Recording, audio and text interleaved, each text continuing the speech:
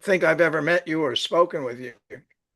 Uh, Uh, Probably but not. I jump in on the Jim Dingman's stuff occasionally. I'm one of Julian Schofield's students. who? Julian Schofield or Spencer Churchill? Jim Dig. Oh, yeah, okay. So are you basically an aficionado on military? Yes, yeah. Any particular theater? Um, Not specifically. My sort of research that I've done in university is focused mostly on East Asia. And then is that, well, you mean that's like China, Tokyo, and Vietnam? Yeah, China, the Koreas, Vietnam, Japan. Yeah. Yeah, it's interesting. Did you ever do research on, I'm just curious while we're waiting for some other people to come in. Have you ever done research on say the DNA connection between those different cultures? Because Actually, yes. So from my understanding, um, the the sort of cultural origin of um the entire region, basically, or at the very least, the Koreas and Japan, they really come from ancient China. Because there were a lot of now there were indigenous groups in those areas before, but the a lot of the cultural movement came from refugees during uh, the I don't remember the name of the period, but um, around zero or maybe like um, a few hundred years uh, BC, there were a bunch of different wars going on that created a lot of refugees or like migrants out of those areas who went to Korea and Japan and sort of uh, established those cultures there. and in certain, I guess, also in the islands of Indonesia, did they get that far? I'm not sure about Indonesia. Um, that's uh, that's outside of my the scope of my knowledge, I'm Oh, afraid. yeah, okay. But anyhow, so that's interesting. So as let's say refugees are escaping or left over after China conquered a certain territory, whatever the mechanics were, it was initially conquered or populated by Chinese in Um, Korea and Japan.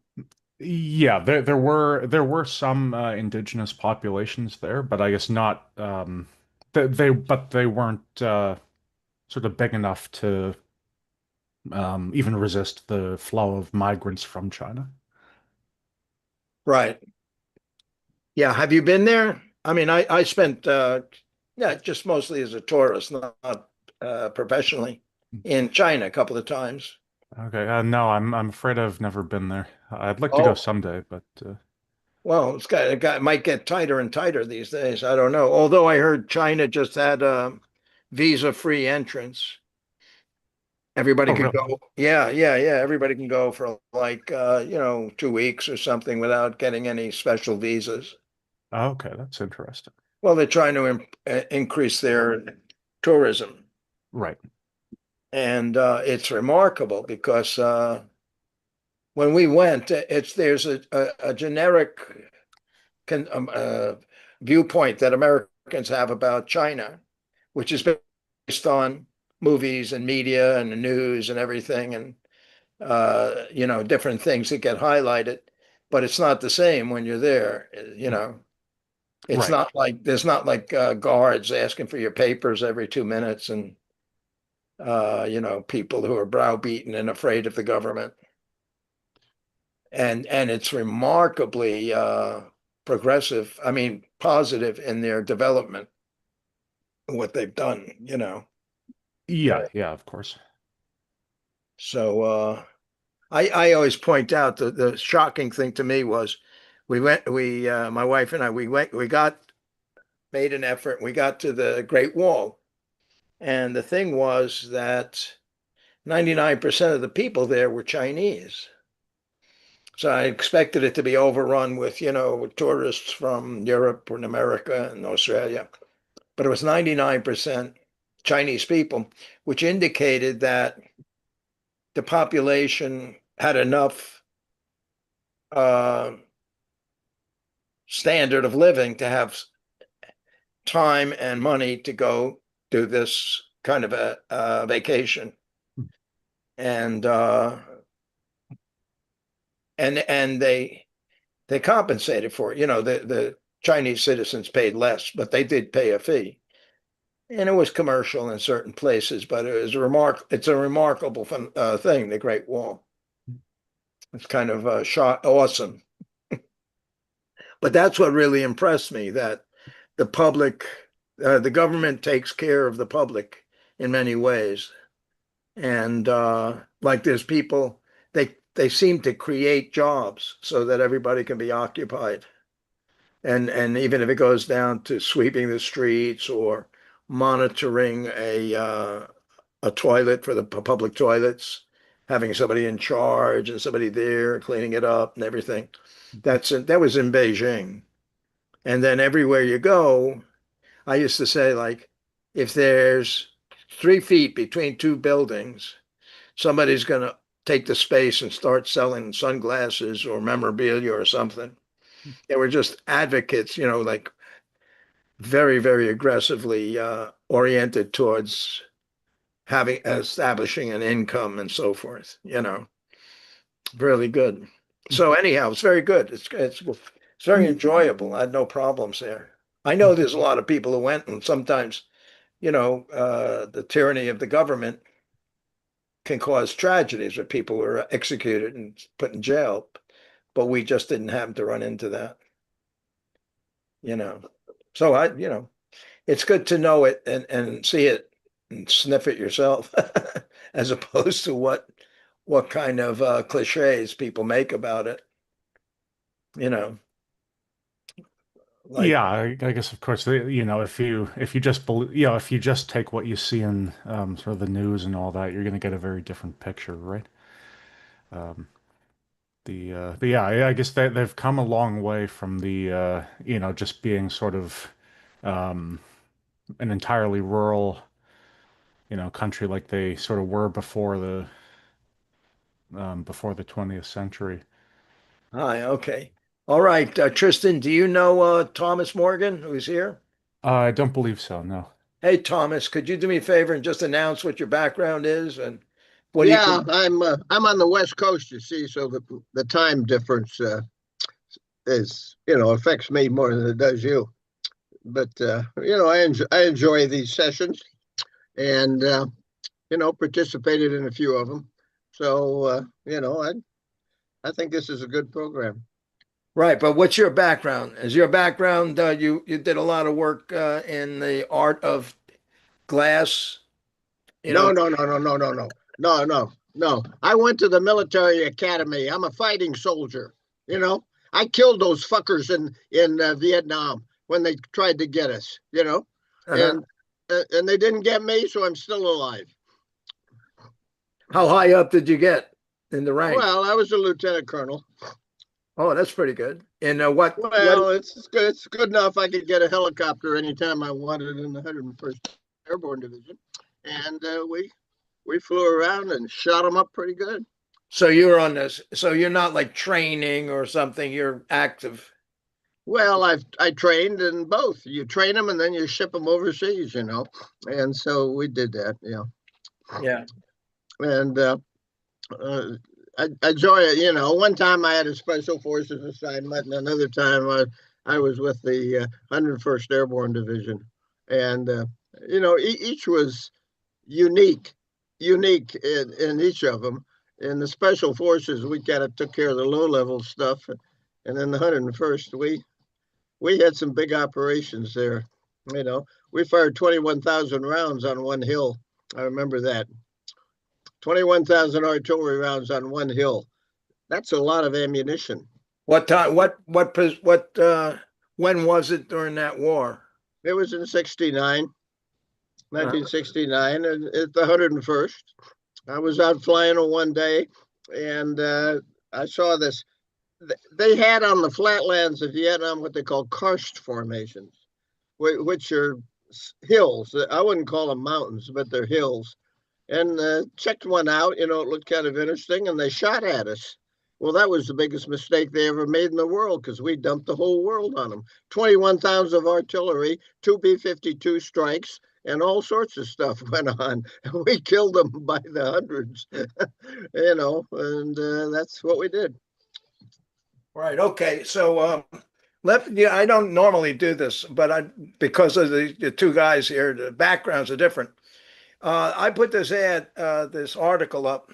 I mean, a consideration, a question, because you could come up with a utopian idea and say, look, if we just keep talking to them, we can get them to moderate their behavior and be more friendly and cooperative and work with other countries. You can you can persuade people. It's a utopian concept because yes, it didn't work in Vietnam. Right. I've been back to Vietnam 5 times as a tourist, and they seem to be doing pretty well by themselves. But we didn't shoot them completely down the drain. Right. But I mean, let's say with a situation like China or Russia or some belligerents in an administration. So that's why I pose the question and say, like, if I'm making an assumption, I'm prejudiced. I like Western uh, civilization. Well, sure, of I, course. I prefer it. I mean, I'm not. I like Asian, and I've studied a lot of Far East philosophy and religion, and I like Europe. I haven't been to Australia or Africa, but it's probably, it's entertaining. But I like the principles that Western society is living with. So that's my prejudice. But it is so to say, like, is there any other way that you could handle the situation with Iran where they've been sponsoring terrorism and working whenever they have an opportunity and raising their threat level by developing nuclear weapons? Is there any other way? What's another way to do this other than, the best way to prevent war is strength, Well, manifestation? we catered to Iran for years. The Shah of Iran, we catered to him. I was in Panama when they evacuated him to Panama. He was on his deathbed, but and but they didn't turn out probably like we wanted them to. Yeah, we gave them the freedom of changing the regime or to get out of the way when the Ayatollah took over. Well, the Ayatollah was, he left Iran and he was living in France. So France supported him. And then Yeah, he came back. and the Shah was supported. We supported him in Panama for a while, and then sent him back to Europe, and he died. The Shah, Yeah. you know, and I think we put a lot of hope in him, but he was too far gone to help us too much, you know. Yeah, there was his son made a statement to the Iranian public somehow, or maybe through X or something, saying that don't panic, don't go crazy. I'll let you know when's the right time to make a move to take over the government. So he's trying to become, a leader or recognized But as he's not. he's not. He's just the He's son. not. He's not. So I wouldn't bet on him. Yeah. Well, what do you think do you think there's anything alternative other than using force and threat? Oh yeah, certainly, What? certainly. Well, how else could you handle Well, Iran? it's what we used to call civic action. And you get in there, you work with the people, and you try to bring them along and get them on your side. And we had quite a bit of success. I can remember when Iran was a big ally of ours. Now we're blowing the shit out of it. Holy cow, you know. So, what do you think on that, Tristan? Do you think Uh, this, in other words, was this just total fluke and like a dragon of uh, self-aggrandized act of, celebrity who's now the Yes, president? yeah, you're talking about the administration. Sure, Yeah. I do. Sure, I do. Yeah. So no, you don't think it was appropriate, this last this current. Those guys are all draft dodgers. You know, the president told draft dodged 5 times so he wouldn't get in. And the other guy spent his time in Guantanamo Bay, Cuba. It's a goddamn POW camp, and they drink a lot of rum every night down there because I've been there.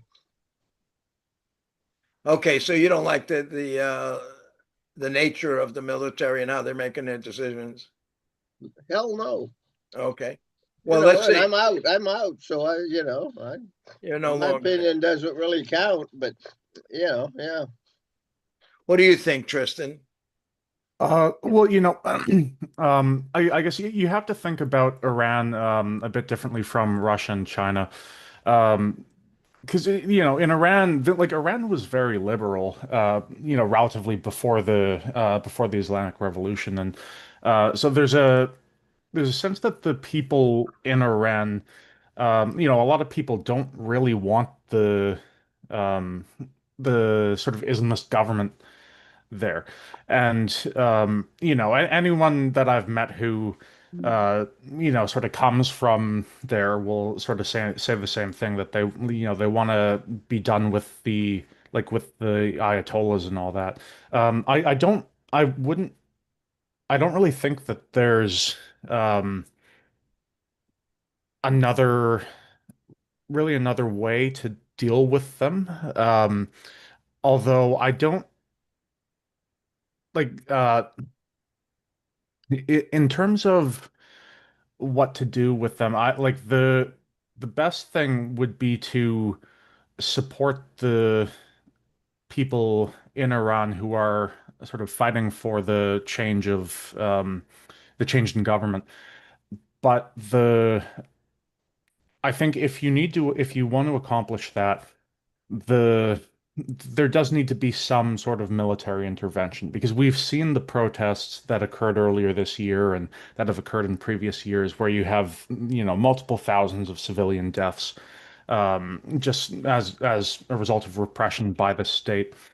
Um, so there has to be some intervention there.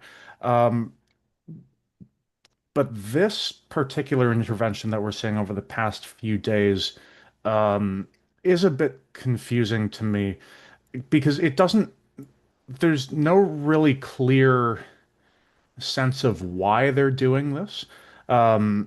I think it was Marco Rubio who came out today and said that they were apparently forced by Israel to join in the fight. I don't know what that means or how Israel might have forced the US to attack Iran.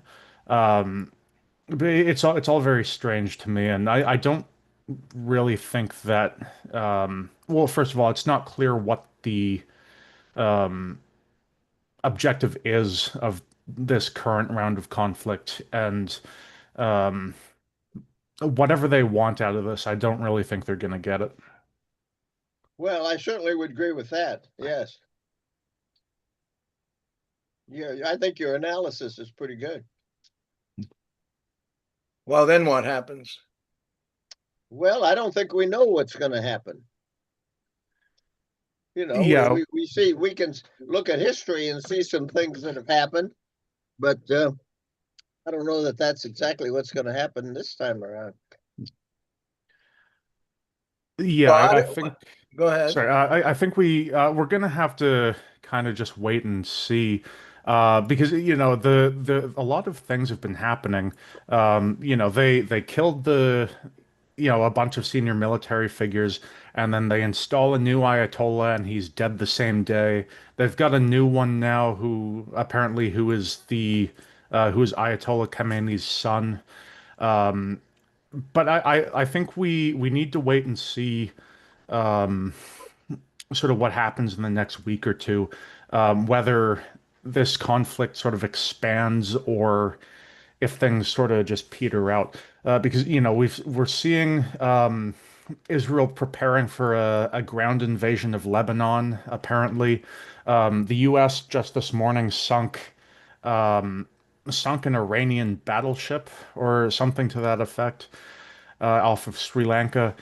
There are suggestions, apparently, of a U.S. ground intervention. And you also have to think about what is going to happen with the other countries in the area. Iran has struck the Saudis, Oman, Qatar, the UAE, as well as Cyprus. Um, so it's hard to know where things might go from here, and so I think sort of only time will tell on that front. Well, I certainly agree with that analysis. You can pick one side or the other, but boy, this thing is going to go to hell one way or the other. And maybe it'll affect the current administration, but I don't think they're smart enough to pick up on it. Yeah. Uh, Okay, it's me is here. Hi. How are you doing? It's been a while since I've seen you. Hi. Yeah, right. Hi. you talking to me? Are Yeah, you I'm talking talking to to you. me? I'm talking to you. That's right. Okay. Why don't you introduce yourself? We got another caller. I don't think you know Tristan Murphy. I'm sure you know Tom Morgan, right? Probably not. I Probably know not. I was Tom. not an academician. I I was know just a soldier. I know Tom. Right. But Tristan, you haven't met. No. Okay. So Tristan's an academic, let's say, but he's a specialist in China, Korea, and Japan for the most Oh, part in the research he's doing. okay. And what about you? You're just mostly World War II, right? But give us the name. What name Yeah, you? yeah. I don't know why it says it's me. I didn't put that up there. Oh no. Um, no, my name is Craig Luther, Right. and I'm a retired U.S. Air Force historian. I worked almost not a blue suit or civilian. Worked almost 30 years, and I've written published 10 books of my own. This entire century, I've been working on Nazi Germany's attack on the Soviet Union, Operation Barbarossa, in June of 1941, and I've written a half dozen books on that. And anybody, not to make too fine a point of it, but anybody wishing to see some of my books, read an excerpt, they can just go to my website, which is very simple. It's just Barbarossa 1941, Barbarossa1941.com. Well, Okay. the Germans are interesting because I Yeah. was in shape and I worked with a lot of Germans in shape, and Oh, okay. Wow. they were interesting, and some of them were very frank Yeah. about their opinions of things, and so we could go to Germany very comfortably. Germany was a great place to go, and we beat the hell out of the Germans, but still it was a wonderful country to go. Go skiing down in Garmisch? Are you kidding me? Yeah. There's no better skiing in the world, especially after some schnapps and a few beers. Yeah. So you were stationed over there for a certain period? In shape, I was in NATO. Yeah, okay, wow. So where was Shape headquarters at that time? Uh, at that time, it was in Mons, Belgium, Oh, it was in Belgium. Okay. in Mons. But you can drive across Mons in about 40 minutes in a car. It's not. I mean, Belgium. It's not very far. Yeah, yeah. Oh, and we went to Germany all the time. France, England, all the other countries. Italy was a kick in the ass to go down to Italy. I'll tell you that was a good trip. Yeah, that's one place I've never been, but well, no, I take that back. When I was on my Fulbright in Bonn, West Germany in 79, 80, wife number one decided she wanted to go. Now, I'm not going to tell you how many there have been. Uh, Wife number one wanted to go to Italy, and my brother had just arrived. My brother was younger. I was only like 28 or 9 at the time. My brother was a undergrad at Berkeley.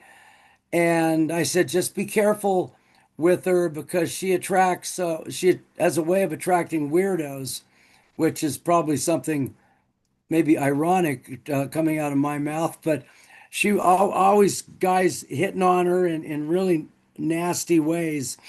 Well, they went down to Italy together, to the Buddha, Italy. This is in early 1980, spring of 1980, and my wife decides she's going to go over to Greece, and there wasn't anything my brother could do. He couldn't stop her, so she went over to Greece, and she got raped. Oh my. And thank God the guy didn't hurt her. But I'll never forget. I know this is off topic, so I'll keep it short. But never forget. I got a phone call from her, and I instantly knew. I instantly knew from the tone of her voice. Greg. I could feel the shame in her voice. I instantly knew she'd been raped. Well, she ended up at the Brindisi Air Base down on the boot of Italy. I don't think it's still there. A couple of nice sailors, airmen, whatever they were, sort of took her under their wing and and uh, and just sort of stayed with her and helped her until I was able to fly to down to pick her up and take her back on the train. Oh my God, that was such a horrible experience. We're on the train going through all this incredibly beautiful country, and she's got hickeys literally all over her body. She fought him off for 8 hours. This guy took her up, gonna show her the sights. She was a little naive, and he took her up into the mountains and took about an 8 hour standoff or something. And her legs were swollen up to twice their size. And we're taking the train back, and everything turned out okay. And after that, she took some very serious with like a SWAT team, and we were in Santa Barbara at the time. She took a SWAT training, and no one messed with her after that. But that's my Italian experience. Well, at Italy, we had a big Italian contingent in Mons at NATO, Hmm. and I worked for an Italian admiral. And when I told him I was going to go to Italy, take my family, holy cow! As soon as I crossed the border, I get this cavalcade of carabinieri and everything else, making sure this American doesn't get lost. You know, Yeah. and make sure I go exactly where I want to go. I do exactly what I want to do, and it was interesting. The Italian, I just love the Italians. They can be very efficient, and then sometimes they can maybe not be so efficient. But I'll tell you, if you told them you were from NATO, they took care of you. They didn't Yeah. let the pickpockets at the Trevi Fountain or any of that bullshit get in your way. They took care of you. Yeah. Yeah, I heard something they like to do if you're on the train. These miscreants, killing little kids, will come up to you with a cloth that has been impregnated with I don't know the chemical, but one that just puts you to sleep immediately. And they just put it in your face, put you to sleep. They don't hurt you. Then they just take whatever they want. No, no, I never had that experience. Yeah. No, never, never. No, When I I'm just went saying down I've there, I've heard that they do it was that. it was first class. Yeah. Absolutely first class. The Italians just you gotta love them. You really gotta love them. Yeah, no, Whatever. I How never. many are actually left of them? There aren't very many anymore. But Well, I have no idea, but we dealt with the Italian armed forces, and yeah. and the Alpinis, the skiers and everything. They were quite interesting people. and Did you good. visit You know, any of they the were good. battlefields? Did you What? visit like Monte Cassino or Oh Anzio? yeah, I've been to all those battlefields. Sure, Yeah. I've been to all of them. Yeah, Yeah. Oh, wow. That must have been yeah, neat. yeah. Well, we probably shouldn't have blown Monte Cassino off because the fortifications were not in the monastery. Okay. The fortifications were away from the monastery, but of Yeah. course the monastery got blown away. Yeah. That's too bad. Yeah, yeah, Okay, that was okay. kind of So too bad. now let's ask Craig. So, Craig, is this just a folly that engraft himself, and or is there another way that they could have reached some amelioration with Iran and moved it more towards the center of cooperation with Western society and Well, get it out of all its dirty tricks and everything? yeah. Yeah. Okay. If you're asking me, I'm probably on the other side of issues from a lot of you guys. I'm a big Trump supporter. I put on going back to the first impeachment. When was that? 2017, whenever the hell it was. I put on or co-sponsored 9 Trump rallies, including 8 in my little town. And I think I think Trump is a transformational figure. I think what he's doing is when the dust settles and the dust clears, I think things are going to be in certainly for us and our own security in much better shape. I think this war, you know, he didn't start a war, as someone put it. He didn't start another forever war. He's ending a war that the Iranians started back in 1947. I think that's what the gentleman who spoke with us yesterday, the Iranian who had been imprisoned for like 6 years, that's what he said, and I agree with him. That viewpoint resonates with me, and this is one conflict. It's often really difficult to determine. I mean, how is this conflict going to go? How's it going to turn out? But I think this one, it's in my view, it's pretty simple. There's no way that this is going to end in anything but a victory for the United States, Israel, and a really not only a defeat for the Islamists in Iran, but a defeat for as Frank Gaffney put it, he's on the right, but he's a foreign policy expert, a pretty smart guy, and he was talking how this is just another phase in the West battle, a big one, but another phase in the West battle against Sharia supremacy. And I think there's some truth to that. And whether or not this will end with some sort of regime change that we approve of, or simply with Iran completely smashed, all its military resources completely smashed, where it's not going to be able to conduct any mayhem in any part of the world for years, maybe decades to come. I think that outcome is is pretty much assured, and we already have basically an aerial blockade over a no-fly zone, I should say, over Iran, and now we have we've built a naval blockade, and though those can stay in place long after the last uh, smart bomb has done its job. And I think, and the only final point I'll make is you have to look at this as two levels. Yes, getting rid of these horrible people that have literally waged war against our country for 47 years. And I don't know, need to go back and tell you all they've done, other than to mention that their terrorism did have a global reach. If you remember, a few years back, they tried to kill the Saudi ambassador in the United States, In 94, they destroyed the Israeli embassy and a community center in 93 or 4 in Argentina, killing dozens of Jews.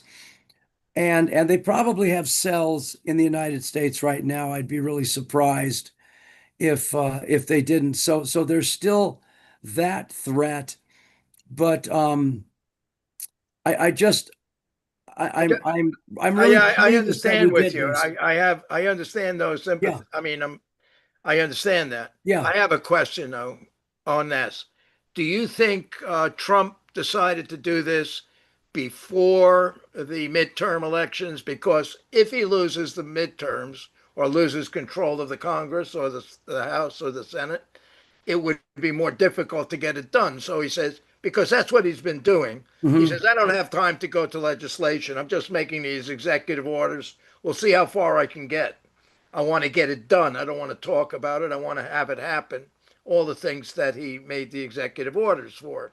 He says, whatever, of course, there's going to be resistance. I understand that. But I'm going to push it out. I'm not going to say, well, let's talk about it. I'm just going to make it happen. So in this case, I could see that he might say, oh, supposedly there's a possibility that we might lose the House or the Senate, and then I couldn't get away with this. So let's do it now. Yeah. That's what I Well, think. He might have made that decision. And it said, I don't care if I lose the House and the Senate because I just want to handle this. he may have that may be in his calculations. I mean, I have no way of knowing, but in this sort of funny, ironic way, I will say, kind of in a humorous vein, Trump and Hitler have had a lot in common Uh, because Hitler knew very well, certainly after the defeat of France in 1940, that he had very little time to do whatever he needed to do because he was convinced that the United States was coming into the war and that he would end up battling against Anglo-American sea power. So in 1941, he felt he absolutely had to move against Russia. That was the only option for him to maintain what the Germans called das Gesetz des Handels, which essentially means the initiative. And but that's a whole nother story.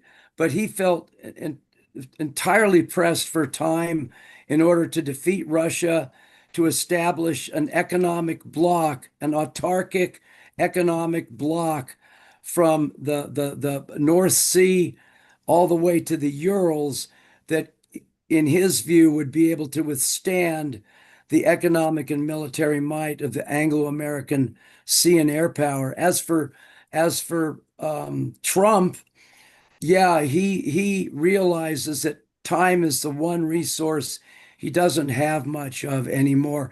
And might that have been a calculation that he made? It certainly may well have been.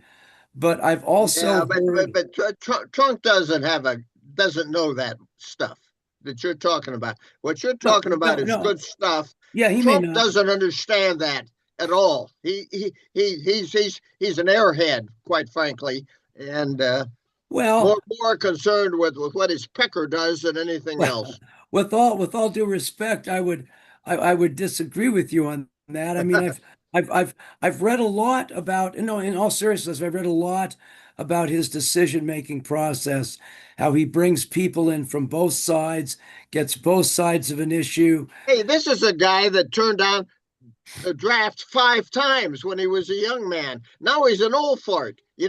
But Well, he wouldn't. He yeah, turned it down. He got out of it because of his political connection. yeah, You maybe know. maybe that's true, and that wouldn't be to his credit if he pulled strings to do that. But I think in another sense, Morgan, um, Tom. Tom, I'm sorry, I because I was just going to No, ask that's all you. right. It's That's all Tom. right. I think he has shown a fair amount of courage in doing what he did because he's laying it all on the line. His entire legacy, everything is going to depend on how this turns out. But so far, in 5 days, it's been an unbelievably brilliant campaign, just like just like all his other campaigns, going back to his first term, when, remember, he had ISIS metastasizing in parts of Syria and Iraq, and Obama had not taken it seriously. He said, "Well, the B team. We're not dealing with Michael Jordan there." And then it got to be really serious, and folks with a lot more experience, than I have in foreign policy. The pundits were saying, "Up, it's going to take years. Going to take years to extrude ISIS from these territories that they've taken." But he brought in General Kane, who I guess was the commander of CENTCOM at that point, and literally within a couple months, he cleaned the mess up.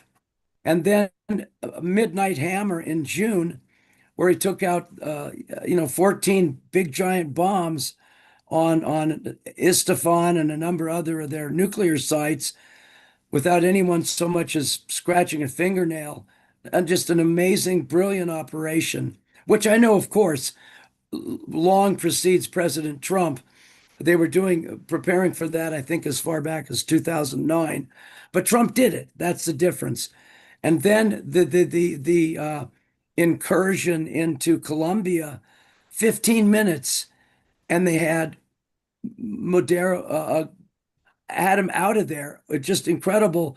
And then the start of this operation, literally within the first half hour, they had decapitated their entire first tier leadership, as I understand it, from what I've read, from the Khomeini on down. And I just think, whatever you think of him, he's a serious man, and he's going to take. By the time he's finished in the next 3 or 4 weeks, whatever he takes, Iran is not going to be a problem for anyone. The only thing will we have an opportunity to help bring about a change in situation where we can have like a pre-1979 Iran, which was a friend of the United States and a friend of the West? Or is it going to be some mix of good and bad people that we don't really know whether we can trust or not? That's the part that's really it's still really up in the air in my view. Okay, so Well, haven't dealt with some of these diplomatic people. They don't know where the bathroom is, quite frankly, some of them, So don't put too much faith into them to sort things out. Yes, but let's take a look at what happened here. What I think, to me, I'm not a strategist really, but it seems to be a big mistake that Iran made, attacking 7 Islamic countries. Yes, he was attacking American bases in those countries, but I believe a majority of them came back with we didn't like it. You violated our sovereignty, every country there, and then they blew up a hotel in United, one of those countries. Saudi Arabia. Was it Saudi Arabia? Right. Yeah, So was that the Fairmont Hotel? Somebody said they blew up the Fairmont Hotel. No, it's the Fairmont Hotel is in Seattle. Oh, they hit the Fairmont Hotel in Seattle? No. But the Fairmont Hotel is located in Seattle. Okay. It's the hotel they hit is the Burj Al Arab in Dubai. Okay. Dubai, right. So, and I mean, they're not making any friends, and that gives the opposing side, let's say the U.S. or Trump, the opportunity to get these other people to be quiet, back off, don't try to defend them or start harassing us in the UN and complaining about everything. Just sit down and let us finish this. Well, they had Iran says, you're not on my side, standing here fighting the U.S. I'm going to attack you. If you're not with me, you're against me. That's what it sounds like, and I don't think that's a good strategy for them. The Palestinians have been making heyday. We had 5 soldiers have been killed. and Yeah, they that's not. publicized quite a bit about it. And that's just the beginning. I know, but These that's soldiers were over there doing a good job, and they were all killed. And we better be prepared for a hell of a lot more than that yeah. if we don't change a few things. Friendly fire and accidents could cause that much because of the magnitude of the activity going on. Automobile accidents, bombs Well, we going pulled off. we pulled the troops out of Afghanistan. Well, We got a Biden lot pulled of the troops in troops. Afghanistan, Yeah. and yeah, I don't know if those guys that the president has put in charge of the Pentagon are that swift or not. I really don't. Well, Can they negotiate us through this? I, you know, 5 people killed. Are you kidding me? We're killing thousands with our goddamn bombs. right. We better be prepared to take some casualties too. Oh, for sure. Well, the casualties were as a result of Iran attacking the base where they were. It Well, whatever wasn't. the cost was, there's a lot of people are going to die on this. I know, but it Uh, wasn't Iran fighting opposing the invasion. It was a retaliatory strike on an American base in another country. I think in well, that's kind of Kuwait the same thing, isn't it? they hit Yeah. a they hit a sustainment unit in Kuwait and killed 3 or 4 people with that. But the good news is we haven't had any fatalities, any irrecoverable losses, as we say in the business, in the last 48 hours. So that's a good thing. But it is unfortunate that we lost those 3 Yeah. F-15E Well, Eagles I think over Kuwait to friendly fire. That's a really, I mean, shit these were happens in soldiers war. that weren't even It's an frontline odd thing. soldiers. Now wait till we put some frontline soldiers on the line. We'll get a lot of them killed. I'm sorry about the ones that were killed, but Yeah. they were support troops, Yeah. and I suppose in some cases they were vulnerable because nobody expected them Yeah. to have to defend Yeah. themselves. One But final, hey, it's not going that direction now. one final point, and then I'd like to bring in our primary interlocutor, Mr. Jim Dingaman. But Yeah. the only other point I want to make is, according to the chairman of the Joint Chiefs today, the the uh, the activity from the Iranians within missiles and drones has dropped off dramatically. Their missile attacks have dropped off since over the last 5 days. They've dropped off by 86%. And he said actually 23% in the last day. And the drone attacks have dropped off, I think he said, by 76%. So, either they're running out, we're hitting a lot of their Yeah, stocks, but but but, we're but the taking point out here is their one of the launchers. points here is if they're very successful, then we got to run those goddamn countries for them. You see, if we kill off all their guys, we're going to have to run them, and I think that's Well, more than we ought to do. I don't think honestly, Tom, we're going to see the kind of nation building that George W. Bush was involved in. That was a mistake. We just should have taken them all out and left and let them Well, fix there's the a lot of them pottery barn. left, and we're going to have to. Somebody's going to have to take them out or not take them out. And Yeah, that's a military decision that those guys at the Pentagon have got to wrestle with the president. yeah, yeah, Is how do we do it? yeah. Okay. Well, let's go. Craig is right. Jim, I know maybe you have a little bit of an opinion about this. The attack on Iran. Unmute, Jim. Jim, you got to unmute. You got to unmute, Jim. I'm having fun listening to you guys argue. Keep arguing. So, how on a scale of 1 to 10, how much support do you have for this invasion of Iraq? You can use minus numbers if you want. What are you talking about? Well, look, the polls say that 56% of Americans are opposed to this. Yeah. And it came out today. Yeah. So And like, what? what do you mean, so what? That's just a So, poll. That's the population. The government doesn't run on what's popular. The oh, government doesn't really? operate on like what do Well, people want, Trump sure ice as hell cream or needs to cake? believe. Well, wait, Aaron, Ken, Yeah. Trump. Look at what they said about him a couple of weeks ago with the affordability issue. Like he was off message.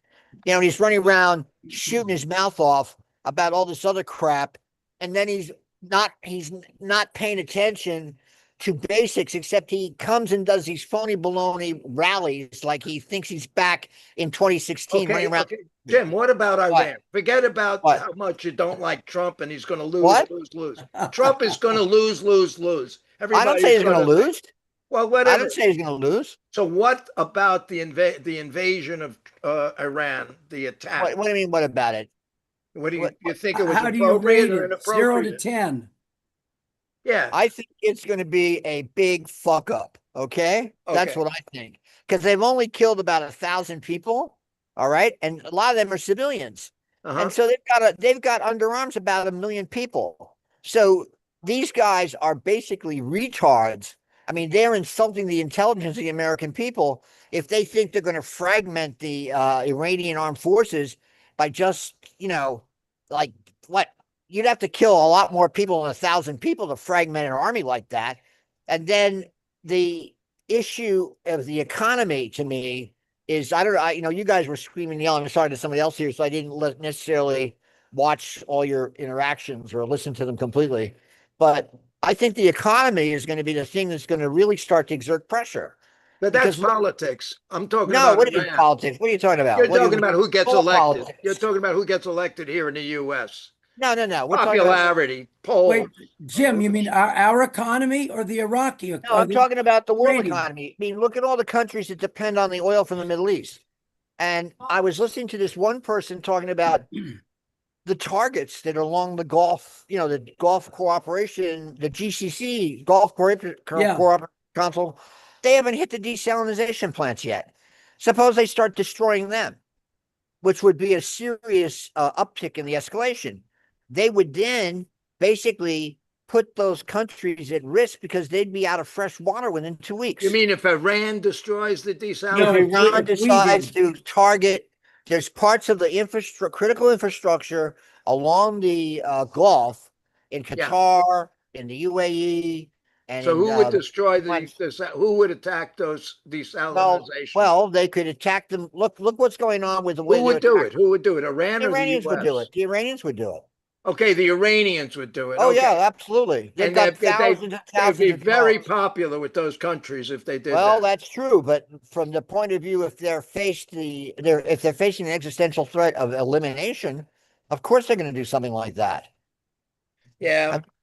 I mean, and, But and then the other thing about all this is that we're framing it in such a, like I know, look, I can cite all these examples going back to 1979 because remember, look, I remember when they overthrew the Shah, and the Shah was not necessarily Mr. Popularity.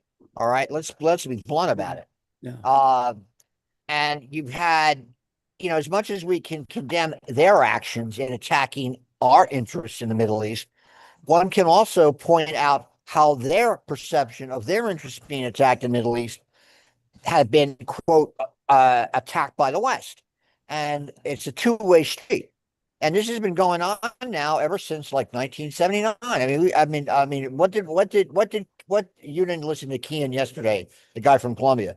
He pointed out that we've been essentially at war with them for 50 years. He's right. But does that make it right? And then I just am dubious about after what happened in Iraq, after what happened in Afghanistan, they don't want to have, quote, they're attacking. They openly stated they didn't want to, quote, nation build. They poo-pooed that and all that.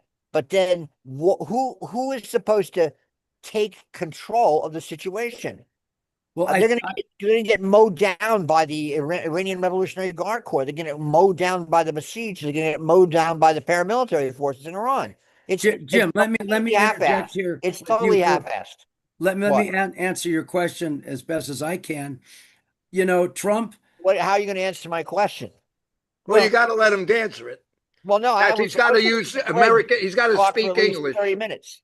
Go ahead. I'm sorry. Go on, Craig. Okay. No, I'm just saying, I think we've all learned, I hope we have, I think certainly Trump has, from our experiences in the first and second Gulf Wars and all our efforts, and there in Afghanistan, all our efforts at nation building and how unsuccessful they were.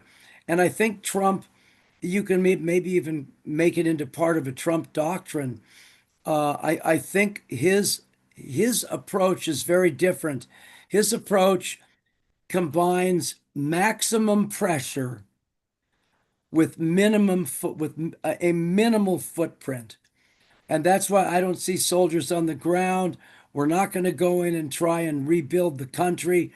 That's going to be up for the Iranian people to do. But you just look, you say you think this is going to end horribly. I just really, I pray it doesn't. But just look at what is it the Soviets used to always, the correlation of forces. Look at the correlation of forces. You have you have almost the entire region, even Europe, and now the Kurds coming in, even Spain saying it's going to support Oh, our effort. So the correlation of forces is so dramatically against against the Iranians. I don't see how they come out of this on top. Well, the problem with that argument is it's not just a correlation of forces argument. Sure, you could say, of course, conventionally speaking, they should have put up their hands and thrown down their weapons on day one, Yeah, but they're not going to do that. And then what you're ignoring, of course, is the fact that these guys have been mobilized to fight us for 47 years.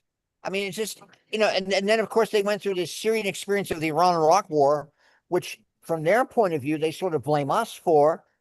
They sort of, and I'm not trying to get into what really happened and all that, but like they look on the fact that Iraq was egged on to invade Iran and knock it out in its infancy, like sort of, the powers in 1792 that tried to destroy the French Revolution. That's how they see it. And so they have many reasons why they have animosity to us. Now, what was interesting about Keane yesterday was here's a guy who was in prison for 7 years. All right. And I respect the fact that he was tortured. All right. He was in solitary confinement. And so his attitude is bomb the shit out of him, frankly. I mean, that's really what it's all about. yeah. And Keane, I mean, I'm gonna get other Iranian Americans on and Iranians on who have different perspectives than Keane, but I still think we are we're launching a war that is a total aggressive war. I mean, whatever way we want to couch it, it's just an aggressive war being launched by the United States. And that's why he doesn't have overwhelming popular support. And when did we start a war? When did a president not try to build up consensus, even though we knew in retrospect that was all a bunch of bullshit? I mean, think about Bush. Think about when he sent Colin Powell to the UN back in 2003. Or the Gulf War. Oh yeah, I remember that. Remember yeah. the Gulf War? They built this great consensus up, including the Arab countries, to have Syria send troops, Egypt send troops, the Europeans send troops. But now we're unilaterally operating with Israel in the midst of all these other things happening in the Middle East. Like, for example, what's going on in Gaza. And that we haven't, that's going on simultaneous with this. And so it's really hard to accept all the bullshit bravado of someone like Hegseth, because Hegseth is, to me, like this guy is a Baracho on steroids. The way he operates, he's just too much. I mean, it's just revolting, frankly. And I well, just ask Hegseth where he performed his active duty time. the You know what? what? Ask him where he performed his active duty time. What did he do? Did he ever get shot at? I don't I think so. so. He was deployed in a combat unit. I He believe. what? Tom, He was I believe he was Guantanamo. deployed in a combat unit. You Yeah, believe he he was did? guarding people in Guantanamo. Yeah. Guantanamo Bay's. I've been there. It's a goddamn concentration camp. It's nothing. They took the golf course and made a concentration camp out of it. Going to Guantanamo Bay is bullshit. Well, I'll look up and see. That would be interesting to know.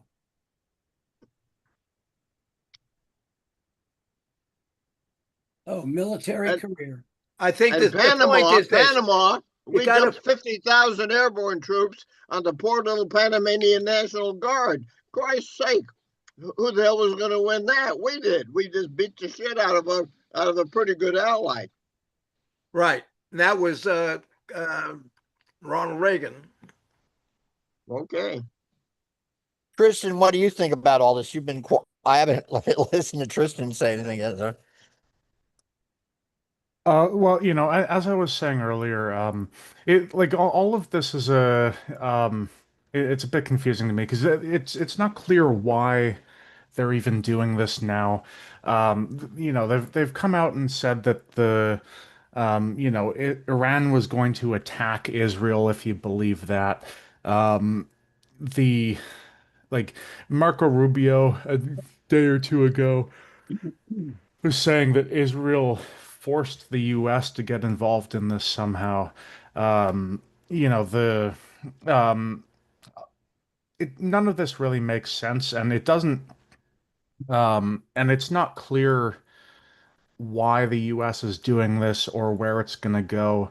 It might, expand with the Iranian attacks into the other countries in the region and the sinking of, a bunch of Iranian warships over the past day or so, but it might just peter out as well because that it's not clear what the US's goals are in this, and um, so I'm not sure. We really have to wait and see, but it's not clear that it's really going to go anywhere. But Well, the Tristan, if armed I may just, forces are not organized. yeah. The armed forces are organized basically for a NATO, itinerary. They're not organized for this stuff we're now doing. And No, it's no, going to be tough. Tom, we've It's been going to be fighting in the hard. Middle East. We've been Hmm? fighting in this region for a long time. So I have a pretty good Not idea in any big that we numbers know of what we're troops we doing. haven't. Well, we had over 500,000 deployed in Desert Storm 1. I don't remember in 2003 That was what the number Africa, for was. Christ's sake. No, that was Iraq, the war against the first Persian Gulf War against Iraq. But Tristan, I just wanted to say it is I know it's a talking point out there, but with all due respect, it's fake news that Bibi Netanyahu dragged us into this war, kicking and screaming, or before we were ready, and the administration has responded very directly to that misinformation, and and made it clear that that was not at all the case. And I think something that points to the truth of that not being the case is that the cooperation we are seeing in this conflict between Israel and the United States has just been it's been as smooth as a baby's bottom from what I can see. These two countries are cooperating together with complete trust and harmony and Well, I don't know total about the complete effectiveness. trust, but I've participated in war games with the Israelis, and they're great soldiers, and they Yeah. come up with great solutions. But I don't know if this extreme trust, I think that's going a little far. Well, also, I know Aaron wants to say something, but I just wanted to say that I don't agree with that, Craig, because, look at what happened in the past 3 days or 4 days. They've been scrambling did the Israelis push us or didn't they? Or did we push the Israelis? Who preempted, who didn't? Did they have nuclear weapons or not? I mean, it's been just all over the goddamn place. And this is the wet dream of the What's interesting about this is you look at the MAGA coalition. This is the wet dream of the neoconservatives. I mean, this is what they wanted to do. If you recall, before 911, it was a big argument about all these position papers they did before 911 happened. And part of it was we're going to have regime change in the Middle East. We're going to overthrow the Syria. We're going to overthrow Saddam, and then we're going to go take care of Syria. We're going to take care of Iran. We're going to clean up the whole situation. for the purpose of protecting Israel. Now, so that's by what you're somebody saying who is the doesn't big irony here as far as MAGA is concerned. well, we know that MAGA is having a big internal battle over this.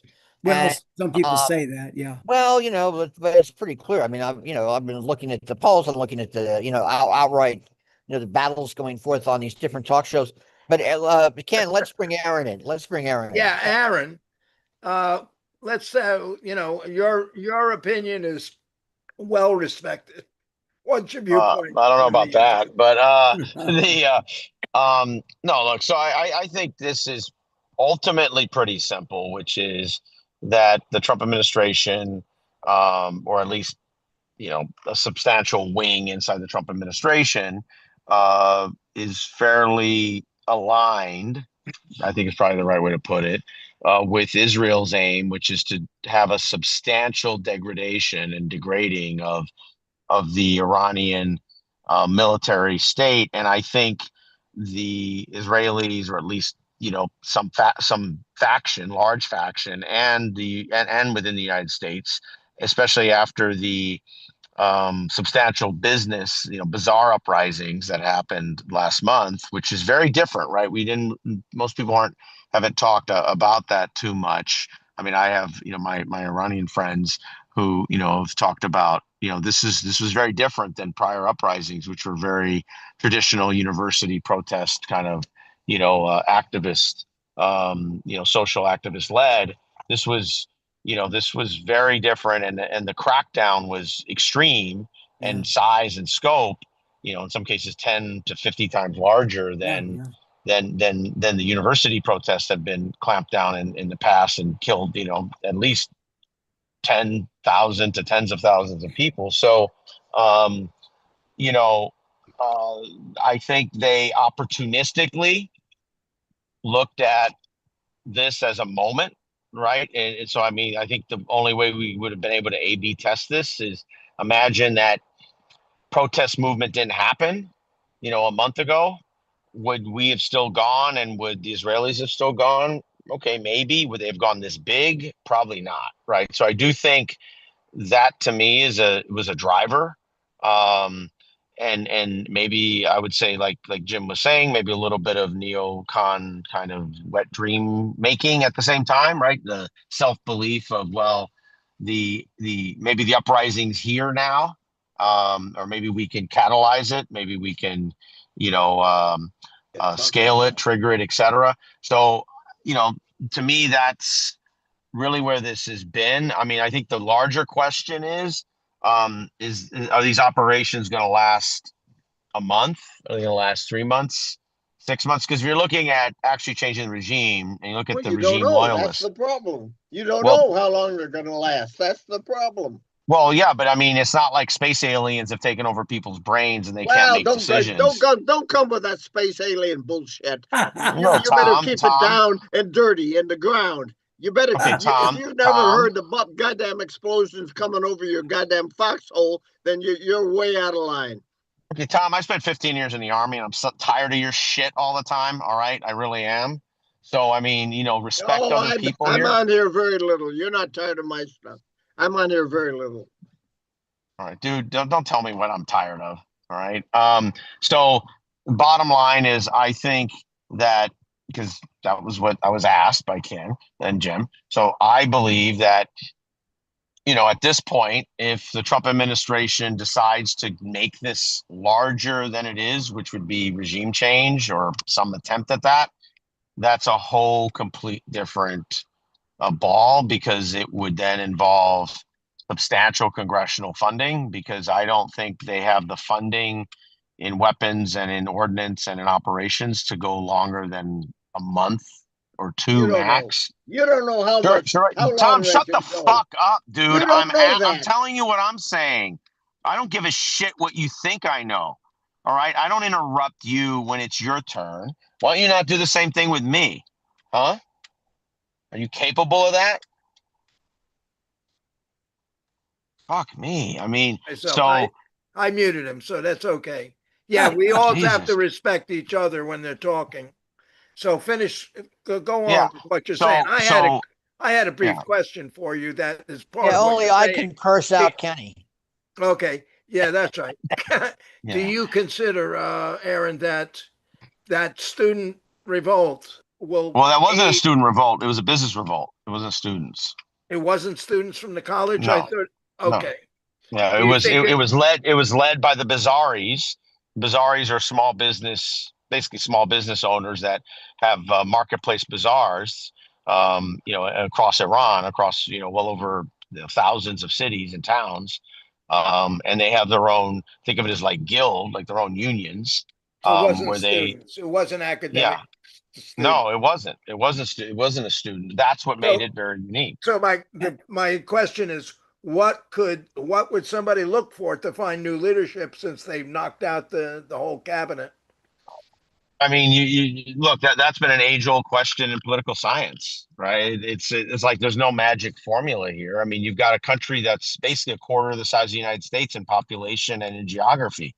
Go wipe out one quarter of the United States and say, give me some leaders.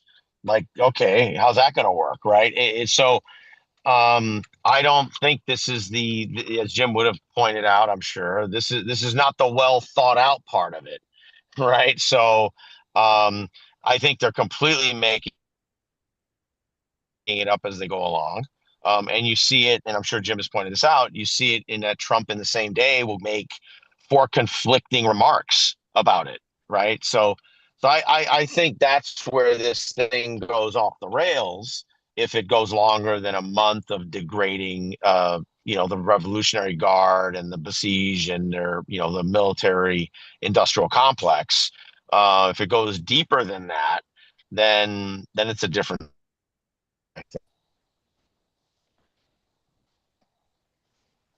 Right? Did we lose Aaron?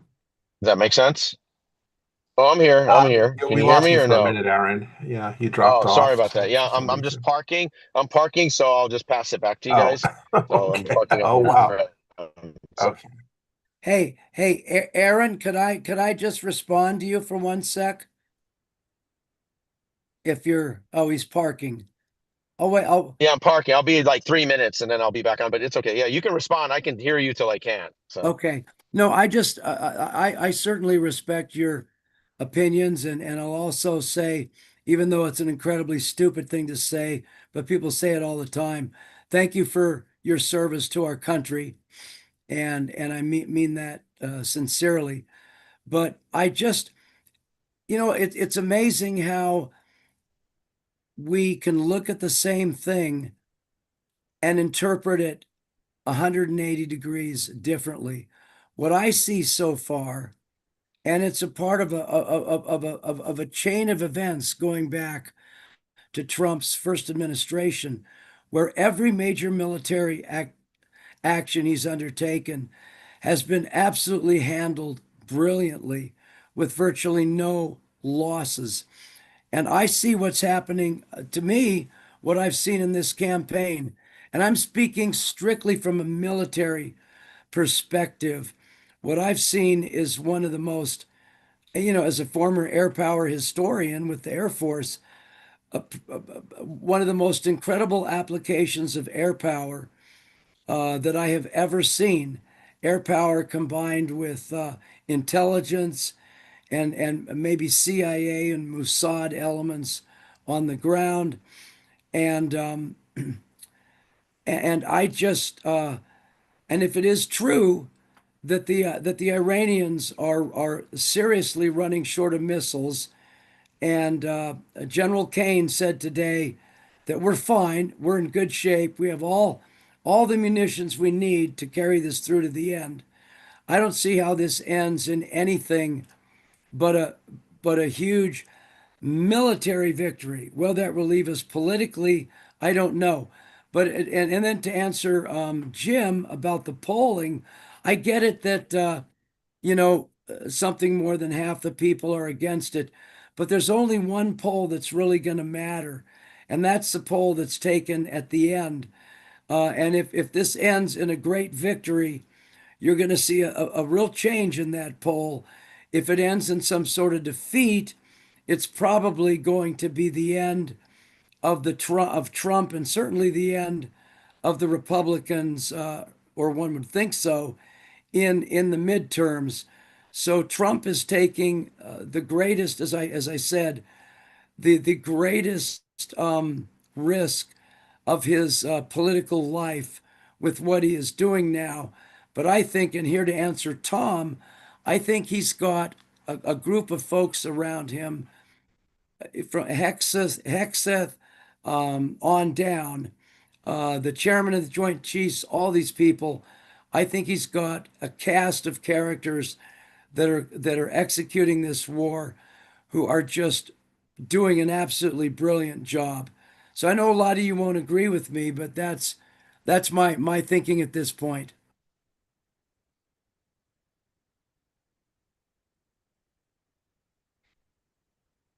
Kenny, you're muted.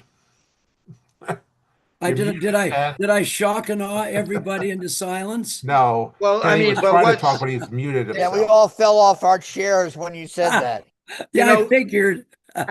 Greg, the key thing is this: you can't just say, "Okay, we won," and go home, because you got China, you got Russia, you got all those Islamic states. Everybody's going to be looking to influence and take over. That's what's been going on in the Middle East for thousands of years. That one a potentate tries to conquer the other. That's it's tribal warfare has been Yeah, going but on we, there we for a could long time. maintain a no-fly zone and a blockade of their country. And we could continue to seriously disrupt what's ever left of that country without having to be, kinetically involved any longer. But what about I think you were sidestepping what I was saying, Mhm. the influence of China and Russia and other Arab states or What are they Islamic going to states. do? They haven't raised so much as a finger, and during Midnight Hammer in June, they didn't, they didn't do a thing either. I don't see what they're going to do to come in here, and because I think my guess is they're pretty terrified of what Trump might do if they were to try to intervene in a serious way in this current conflict. Okay, so we have two new members or two new people joining us. Let's go with Alex. Do you understand what we're talking about, Alex? Yeah, of course. Okay, Yeah. go ahead. Yeah. What's But your one thing I was trying to find again, I have the military balance 2025, so I was trying to dig up there you know, the chapter on Iran, well, the part of the chapter on Iran. But just when I was looking on Wikipedia, um the Iranian, this is just a regular military, has 300, well, again, according to Wikipedia, I'm sure military balance is similar, 340,000 active duty personnel. I would imagine their reserves are, somewhere in the million range. Remember, at a population of 92, 93 million. The IRGC is another 125,000. The Besiege, which is kind of a paramilitary force, has, let's see, I think it's like 90,000 active duty, but 300,000 reservists. So again, just add that all up together, we're talking well over a million. So if they're all remain loyal to, the government, that's a lot of people you have to kill. And again, I just say in general, again, as I said last night, or well, maybe it was 2 nights ago, nobody actually has any, well, maybe except maybe some of our intelligence people. But of course, we can think of plenty of cases, including in the last, 2 or 3 decades, of total intelligence failures. So, since you've studied Operation Migration extensively, Craig, you have no idea if basically this is the kind of intelligence failure that hit the Germans had in June 41, where again they missed that they're like 300 entire Soviet infantry divisions that they couldn't count, and entire armies that were nor did they, understand again the scale of Russian military industry, or again, well, obviously their ability to reconstitute forces, the number of tanks they had and planes, and so, and the fact that they can move entire, factories, from the to the east and rebuild and win the war. So again, so we have no idea. We Wait a minute. Yeah. maybe there are only maybe Okay. they are going to run out of missiles soon. I But understand what you're what saying, we Alex. what we and but just a minute, because I had another point to make there too, Okay. Okay. which is we are seeing signs that we're running out of interceptors. In fact, again, The Economist reported today that yeah, that they're hearing that in Qatar and the UAE that they're just a few days of essentially being bare. And of course, again, the Qataris, I think in particular, again, are denying that. But and remember, Israel we almost ran out of THAAD missiles, for example, in the 12-day war, which obviously the a lot less was being shot out. And there's even some anecdotal evidence. I saw a photo. Somebody basically picked up, somewhere. I think it's in the UAE. Somebody found, essentially, one of the Patriots came down, a part of it, and like, with a serial number and so on, and they're able to identify that it was a Pac 2 interceptor, not, the more recent, more expensive Pac 3s. So again, so if that's true, that means again they may have depleted all their Pac 3s, and they're using the less good stuff essentially, which means again they are indeed close to, and if they truly run out, we've also seen again how just ordinary Shahed drones are have leaked through, and one of those basically took out literally $1 billion, I forget the actual designation, $1 billion radar. And I think that's the one in Manama in Bahrain. And we have reports that 4 of the THAAD radars, again, one is confirmed that it was taken out, but it could be up to 4. Again, the Iranians themselves are saying they took out, well, 7.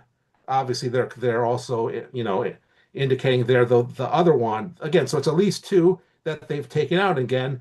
And again, if the number of 4 again of these, it's AN like TPY2, I think that's what it is. That's what the THAAD radar is. And we don't have a lot of those, because of course this is, our usual defense contractor stuff where, we don't buy redundant radars. We only, they don't want to build, extras essentially. So, and I don't have, who knows, I don't have any idea how many, of those radars we have in the world. And that's also, again, why they're already talking about, okay, they might move a THAAD from South Korea to the Middle East somewhere.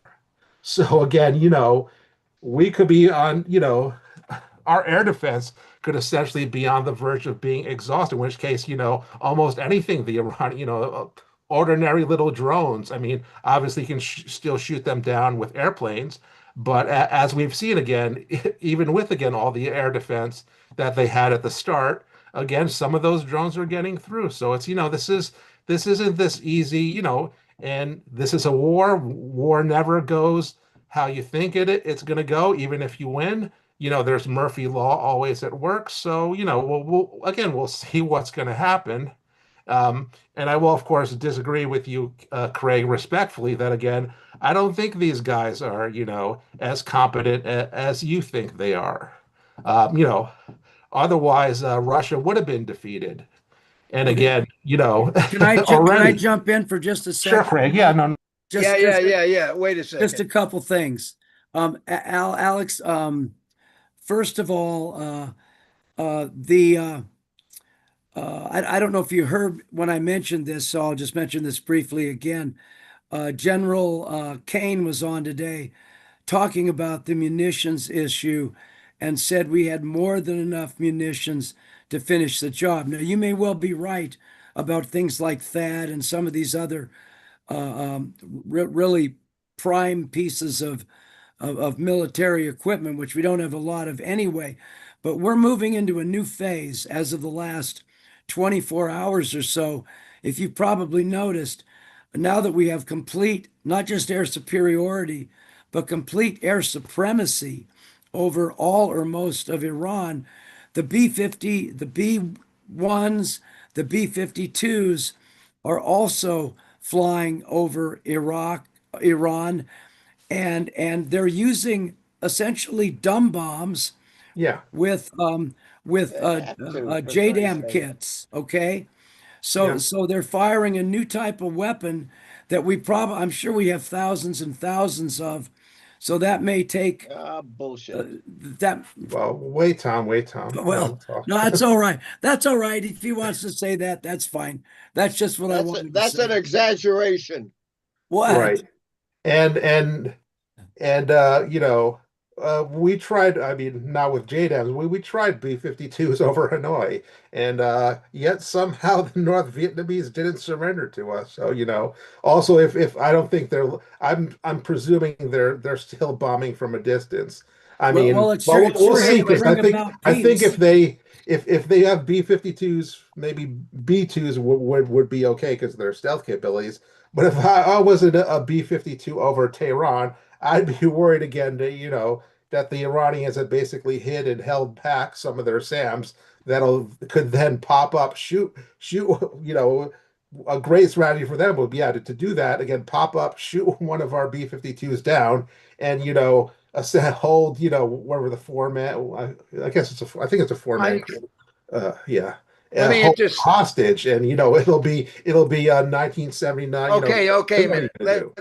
Let me pop in there and ask Alex a question.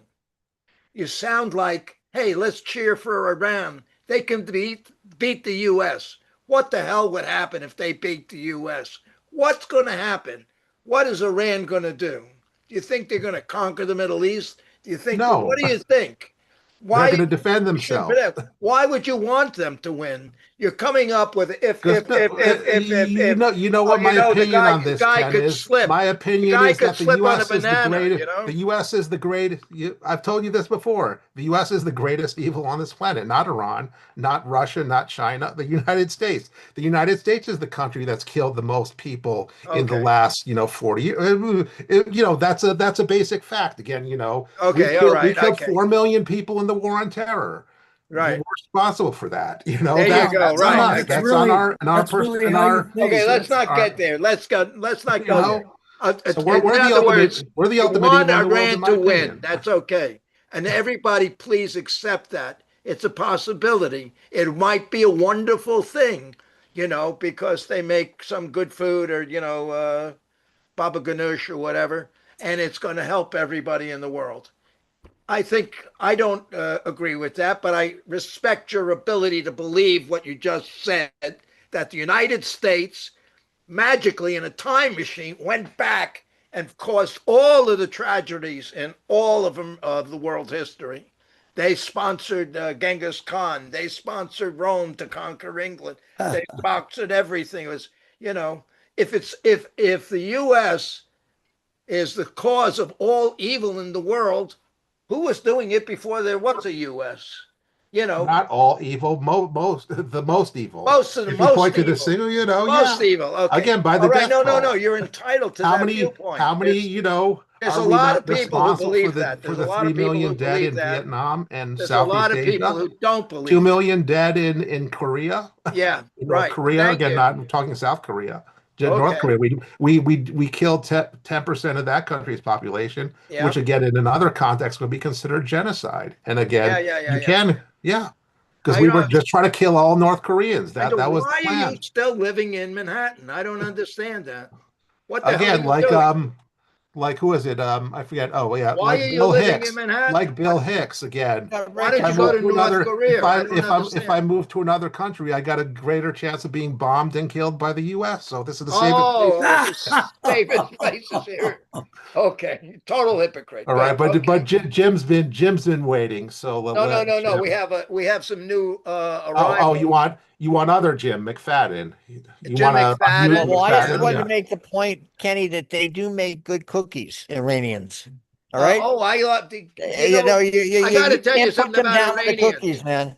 There's two kinds of Iranians. There's Iranians who moved to the U.S. A lot of mostly Jewish in Beverly Hills. the elections, the booklets for the elections are in English and Farsi. That's how many Iranians live Yeah. in Beverly Hills. And that's right. There's Well, like 100,000, 200,000 Iranians living in the US, and they like it. And then most of them complain about the Ayatollah Khomeini, and because they lost their businesses. That happens a lot. well, And look, then they look, had to start all over here in the U.S. They are very look what the the country or the legacy of Iran is civilization. It came out of the Mesopotamia. This is Iran that was the source of all of our civilizations of a modern day society.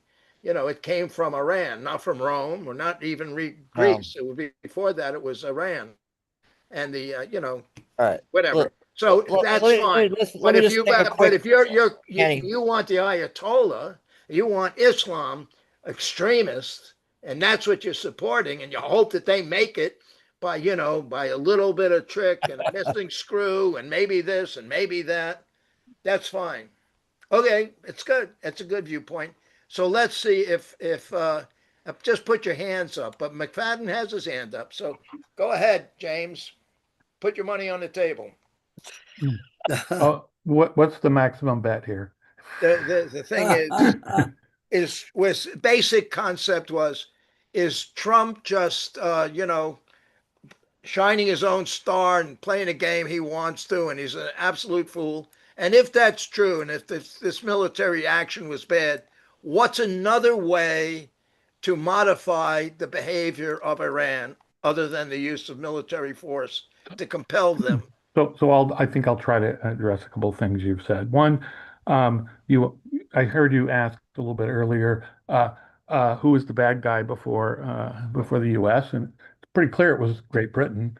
I Right. mean, I don't know how many, 100 million or more Indians killed when the British Empire was ruling over India.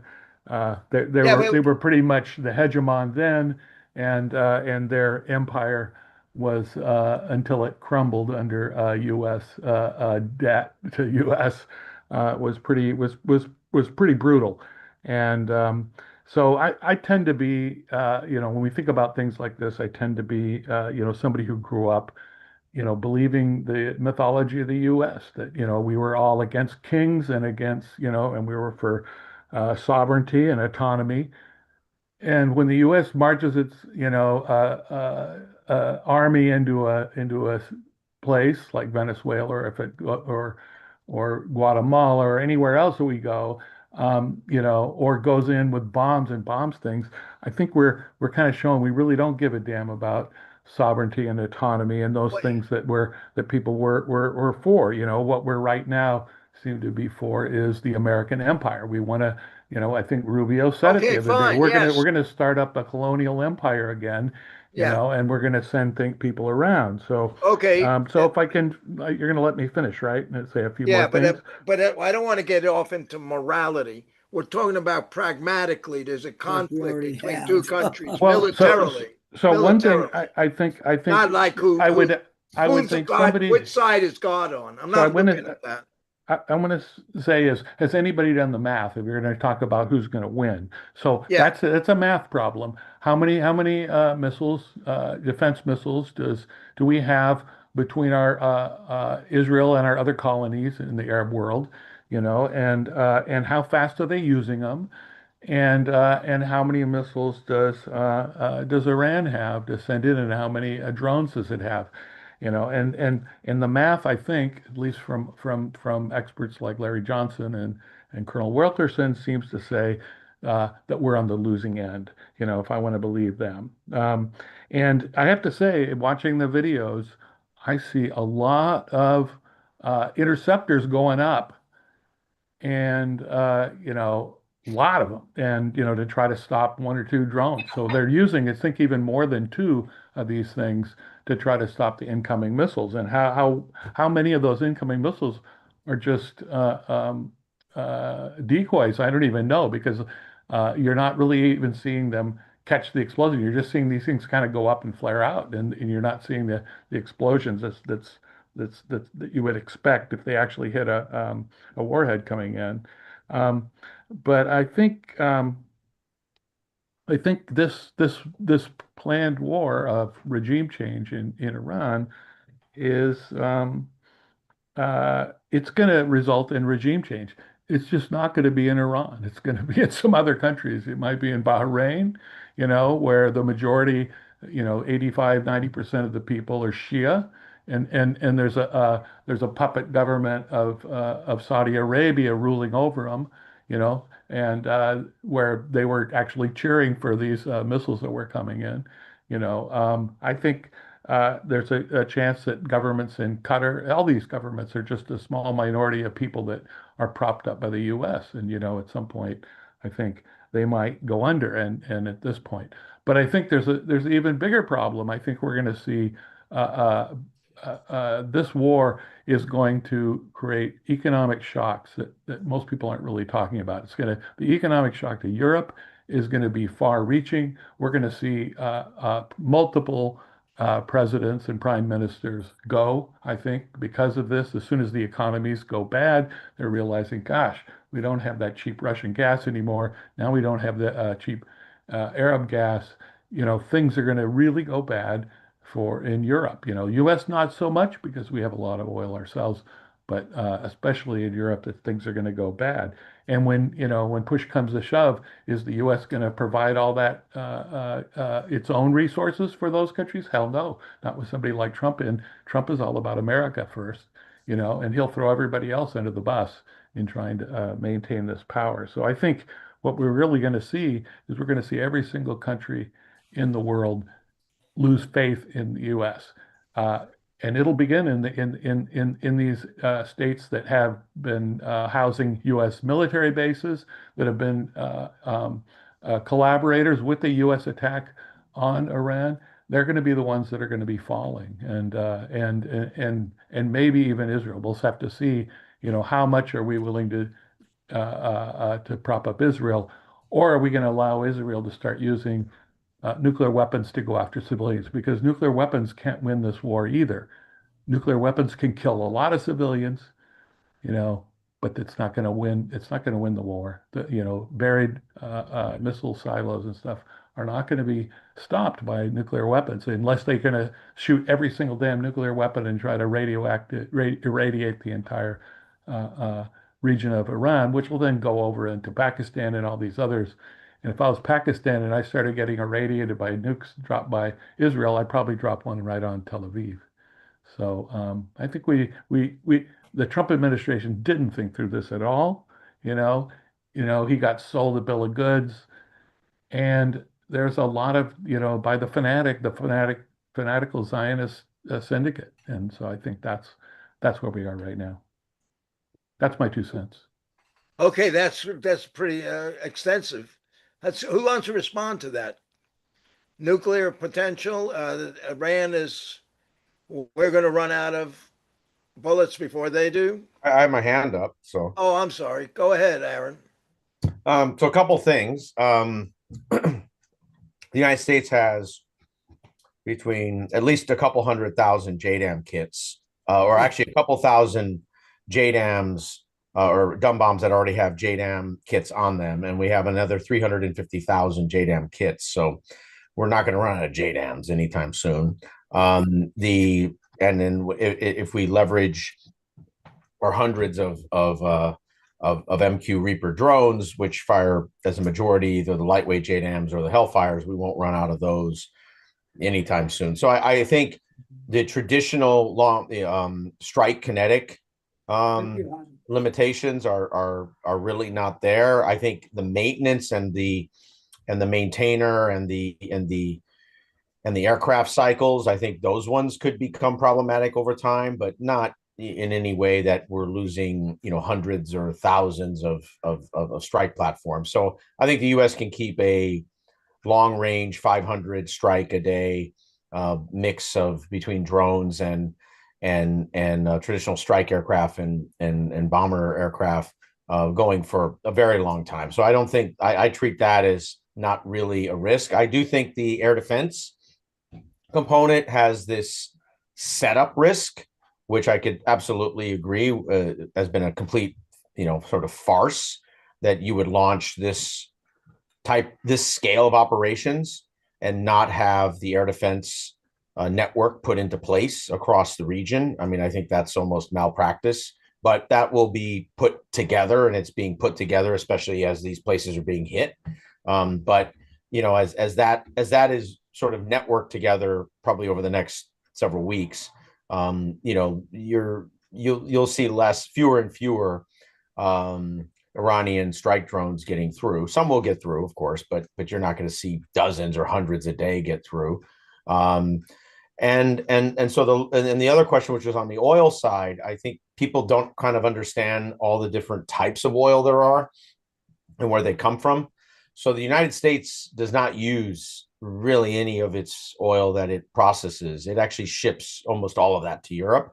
About half of it to Europe, half of it to Asia. And what we use is most of the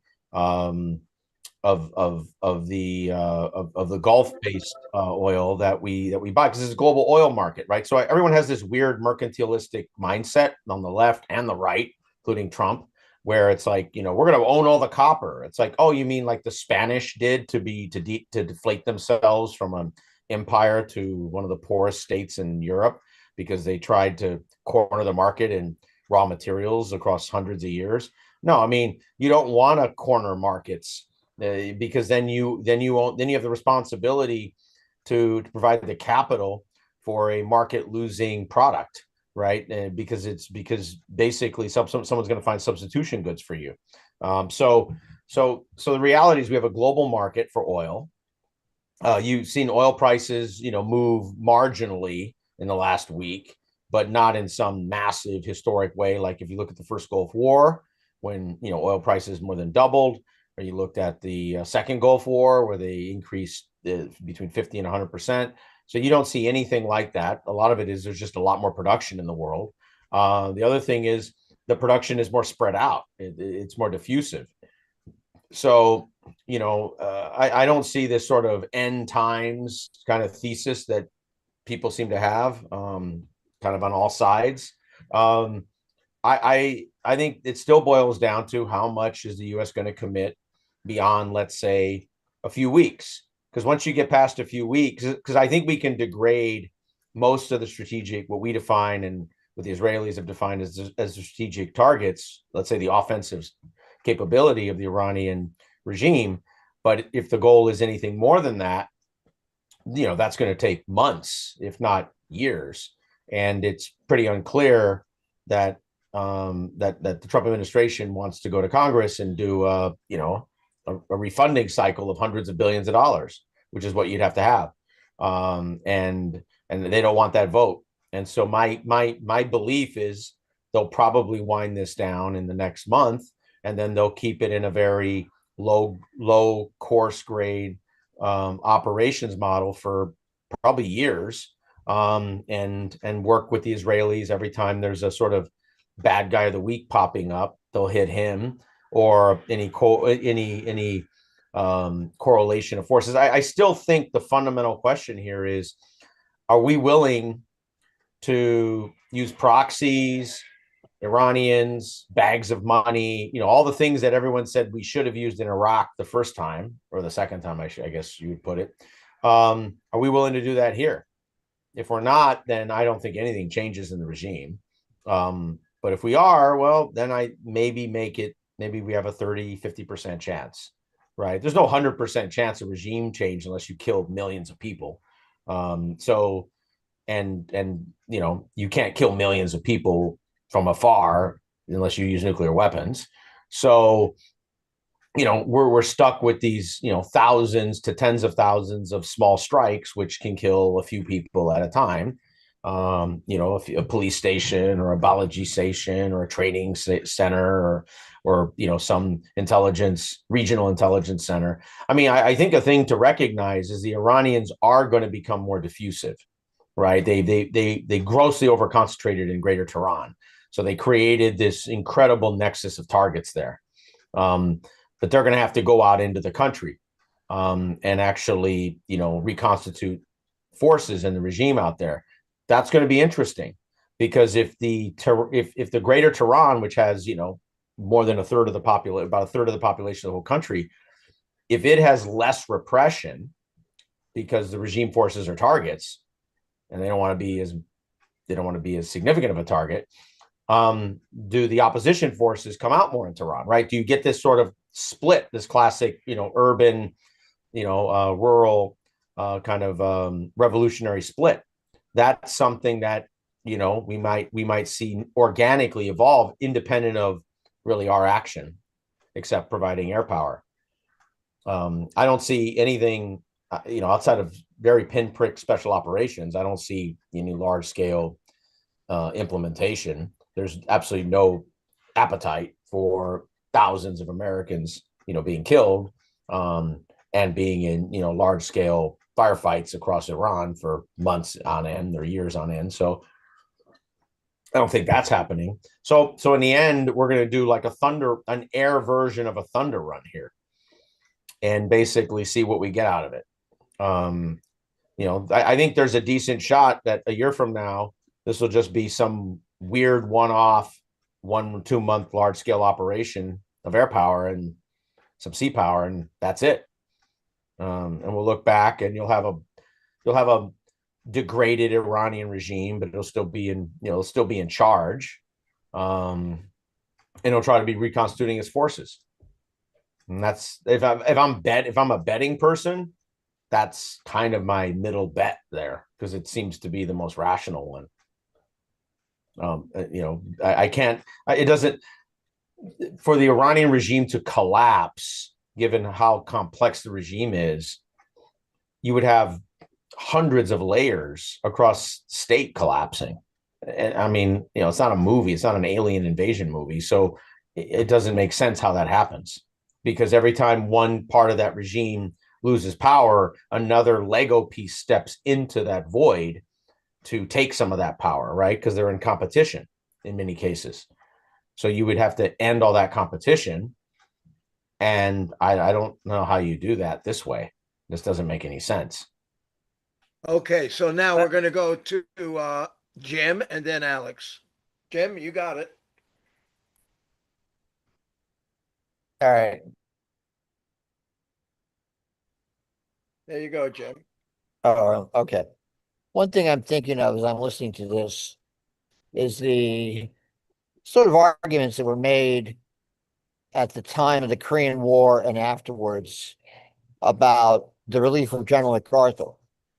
For example, General MacArthur was relieved because he wanted to expand the war, use nuclear weapons, etc., and he was violating civilian authority.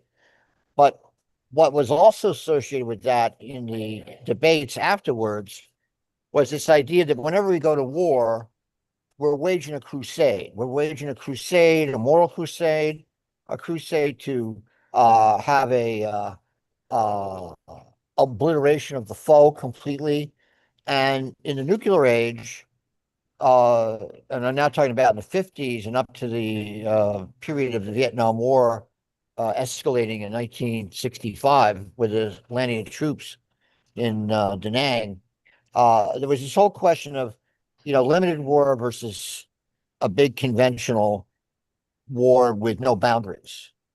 Now, the people in charge of the operation politically right now are, I would argue, in that camp. They're in that camp of going to war with a crusade. They're in that camp of waging war with that kind of ethos in the American way of culturally going to war. The issue of limited war, of nation building, of the political issues that I've raised, these are not important to them. They poo-poo them, and at least publicly they're poo-pooing them, because they keep on talking about people rallying. It's like, we have air supremacy. We had air supremacy to start with, frankly. It just has gotten to the point where now they can go in with aircraft and loiter. The Israelis were talking about, we have greater standoff time. Well, that meant really more loiter time.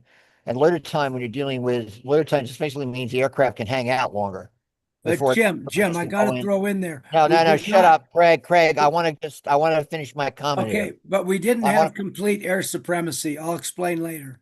Well, that I don't agree with. Anyway, because we had traded their air defenses last June, and we did a pretty good job of it. Jim, are you saying you're going to have tankers flying over Iran, circling around, refueling these planes? Well, I would think that, well, that's an interesting question you raised, because I'm It's a thinking long about during ways the if you're Gulf going to go War. for Though every. the tankers are probably flying over Saudi Arabia the way they did during the Gulf War, but the point is that we there's so much we just don't know. We just don't know what these guys are thinking. We don't know what they really are thinking. We don't know what the military people who advise them are thinking. Um, there's just so many variables that we just have no knowledge about. And I just think that uh, I don't trust these people who have this crusader mentality to be in charge of a very difficult situation, because we're dealing with a country of 90 plus million people, a politically complicated society, one that has all sorts of different fragmentary tendencies. I mean, one thing that Kean was talking about, I didn't have a chance to ask him, was, you know, well, then who's sponsoring the Belushi uh, operations that have been going on now for the past 10 years? There's all these uh, guerrilla, yeah, CIA, yeah, but again, we don't. I assume it's the CIA and the Mossad, but who's doing this, or who's doing these in this encouragement of the fragmentary tendencies in the society? And we see there was a leak today that supposedly, and who can really give any credence to this stuff? The Iranians are saying we're not going to negotiate with the Americans, forget about it. And then there's a leak that says the intelligence services of the IGC are now reaching out to the CIA to negotiate. This is in a European press. Now, again, who knows if that's all disinformation or not? But there's so much we don't know. And again, the idea that military strength, like you watch, Hegseth, I totally disagree with you. Uh, I think he's just an amazing idiot, frankly. And watching him run around, uh, with this sort of faux warrior bullshit all the fucking time. It's quite amazing to watch. Uh, and essentially, um, you know, assume that, again, they've only killed about, I mean, I hate to use that kind of terminology, but they only killed about 1,000 people. And out of them, how many of them are actually military personnel? 150 of them, or 100, 200, nearly 200 of them we know were girls that were in that target in southern Iran. So that's nothing. And I actually did find the military balance, so I know what that is. It's a cohesive military organization, and to think that we can actually go in and systematically lay overhead and clobber them to the point where we're going down and knocking out battalion-sized units, and we're making examples of them to, quote, have them implode. Hey, I could be wrong, but you know what? I've not seen anything like this happen before in history. So that's my problem with all this. It just is, to me, a agreed. And then what we were talking about 2 weeks ago, we were talking about whether Trump had raped a 13-year-old girl. So, like, boom, that gets knocked out of the headlines. And I have to tell you, you watch Wait. Where did that even come from? This bit about raping a 13-year-old girl. That strikes me. I'm sorry, Jim, I had to interrupt. Like the story that everybody was so excited about 2 days ago of the Americans Air Force slaughtering 153 7 to 12-year-old girls at an Iranian school, when what happened was the Iranians, maybe with a mobile launcher adjacent to the school, they shot a missile up into the air. And as Werner von Braun said, what comes up goes up, must come Actually, no, down. no, no, The, no, the Craig. That's not what missile happened because malfunctioned and our came down military is on the school. investigating it, Craig, because so they think we might have done it. And again, we attacked the base that's Oh, it's right next to bullshit. it. It's It's not absolute bullshit. bullshit. Look at the They're, New York they're Times, Craig. always Look at the New York they're Times. always I know creating you're these too false liberal. flags and accusing us of They want shit. Iran to And you lose. just want to believe it because you hate our fucking country. So you just lap No, it up. you hate Iran, and that's why you want them to I lose. don't hate You're just Iran. on the other I side. don't hate There's no Iran. I hate the difference. mullahs. I hate those Right. who believe Yeah. in I hate our Sharia leaders. Yeah, supremacy. because our leaders are the reason I Right. don't have a job, Craig. Because again, I got tricked with this whole idea. Oh, you get a PhD, you go to grad school, and they didn't tell me, and again, and all my colleagues that hey, there aren't enough teaching positions out there. So you're a Well, sucker. So wait, so You're being that's why you're you going into a profession where they don't have the jobs necessary for you. So you're right. wait I wasted all my money on, all my years in grad school, that's the wonderful American capitalist system. So yeah, I hate it because it you know fucked me over like it fucked a lot of Americans okay, over, the including a first lot of thing people I like you, was Craig. told, Alex, the first thing I was told by my doctor father when I started my PhD, first thing he asked me when I went into his office, why, and he was an expatriate from Germany during the 30s. He said, "Why are you doing this?" Because he said, "Why are you doing this?"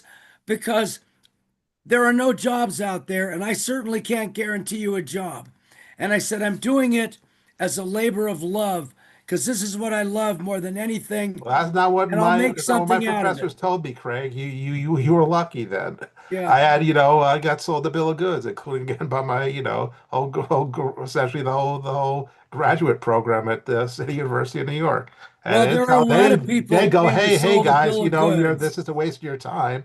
You You should, know, be finding some marketable skills, they think of all I those like, poor yeah. think of all those poor young ladies, Alex, coming out with their degrees in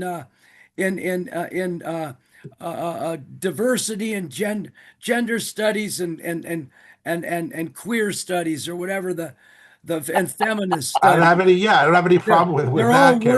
working. They're all working as They're not waitresses. getting any more. They're not any more likely to get a tenure track job than Yeah, I they're am. working as They're waitresses. in it's a glut. But to get more back to the point again, Yes. to be more specific about the economic repercussions here, which again, which are which well uh is Aaron, I guess Aaron's still here, which Aaron is dismissing again. One of the things again is, well, people point out again, 1/5 of the LNG, liquid natural gas in the world, comes from the Gulf. And again, a fifth of that goes to Europe, rather. And again, that's mostly from Qatar. And Qatar, of course, is they've shut down their production. So that's also going to affect, actually, again, Asia, particularly again, China, Japan, and South Korea get a lot of their LNG from from the Gulf and from Qatar in particular. And of course, this gives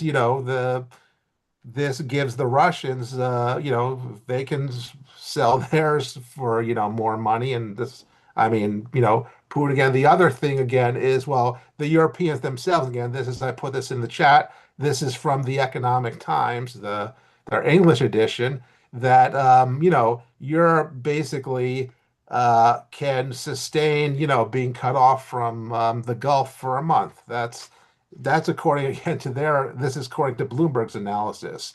And also, well, if the cutoff lasts that long, first off, again, the entire continent of Europe is going to be pushed into a pretty bad recession.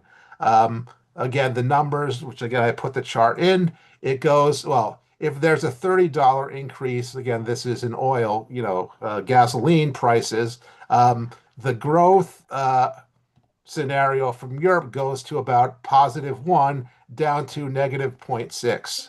So again, basically Europe's drops 2% and again plunges into recession. So again, they're not going to be too happy about that. Again, that's going Okay. to, of course, Okay. inflation's going to go up. Inflation's going to go up Right. here. Okay. In Wait a fact, minute. Wait a again, minute. inflation's already going up. Okay. Hold it. Hold it. Stop it The with the cost of preaching. oil in I'm gonna have Holland. to mute you. I have to mute you. You're just preaching. I got to ask you a question, Alex. Not This preaching, was I'm the telling question. facts. I'm This telling is the facts, question. Kenny. Yes, this was the thing I asked at the beginning of this meeting. What other way do you get to Iran to behave as a normal country, cooperating, exchanging, and not attacking other countries and not trying to build nuclear weapons, other than Diplomacy. Good West. question. I think you need to look in the Ken. mirror and ask that Diplomacy. question In about the fact, U.S. again, the Iranians, before again Trump did this illegal war of aggression, the Iranians had actually agreed to, if you listen carefully to the Omani foreign minister, who was the intermediary in the talks, he said the Iranians had agreed to our demands about enrichment. In fact, again, the Iranians were willing to give all the enriched uranium they have right now over to some neutral party, and again, basically to re-enter the JCPOA. But they insist again, well, you have to lift your sanctions on us in exchange again. And also again, they would talk about, the other concerns of the US, their missiles and their support for allies around the Middle East. So we could have had a deal. We could have avoided this whole war. This is a war of choice by we had a know who, by but Donald we had a Trump. He deal. chose this We had war, a and deal. it's Okay, by all the right, all UN right, all Charter. right, It all is right. a Alex, legal Let's see war if we had a everybody deal. agrees with you. Let's see who agrees with you. And who No, we had a deal. We had a deal. And we had anyway, a deal. Is that we had a Jim? deal when Trump decided to violate it. We had the GVP.2026-03.04.ytl. He threw it out the door when he became president in his first term. And whether people like it or not, I mean, now they're trying to go back to something where it's like he'll probably want to get some sort of situation where he thinks he's going to have a Maduro type relationship. But before Jim comes in, I'd be curious to see what Michael or Julie have to say. Yeah, okay, go ahead. Michael and Julie haven't said a damn thing. Oh, Michael, right. And Julie, I didn't even notice. Okay, yeah, Michael. Well, you didn't put your hand up, but go ahead, Michael. Well, Where you throw down on this? I just think that I've been listening. I've only been on for what, an hour plus a few minutes, but it's the biggest hunk of bullshit that I've ever heard in a long time. And I've been on a lot of these shows. Everybody's arguing that no, my analysis, my point of view is right. It's all bullshit. I mean, Alex is doing the usual thing he does, and Jim is not Jim Dingman. Jim McFadden is, of course, unwittingly, I would hope, going into that, Zionist conspiracy. Well, he didn't until the end. Zionist conspiracy bullshit that I used to hear from the Ku Klux Klan. And also, but Craig, you're talking about how great Pete Hegseth is, and I think Pete Hegseth just made a statement that the American submarine sank an Iranian warship, and that's the first time the submarine sank a warship since World War II.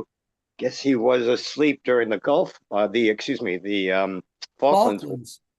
Yeah, I mean, so come on, guys, playing this as if you're playing a board game, and war isn't a board game. You can play those games before you go into war, but it's in a war now, and this isn't some war game, a commercial war game. Okay, Mike, then what approach, with all due respect, I appreciate your comments, but yeah, we all have some pretty passionate opinions.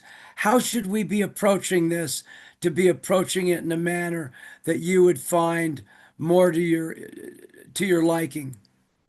Well, first of all, try to take as much of your as much personal bias out as possible. What are the facts? What is going on? What do we know? Because to be quite honest, nobody, you could look at 15 different articles, but somebody else might have looked at 15 others. Yeah. What exactly do we know about what's going on? If you're going to make a prediction, which I don't think is a good idea, but going to make a prediction, just predict it on the facts. We leave that to Frank, Michael. Go on.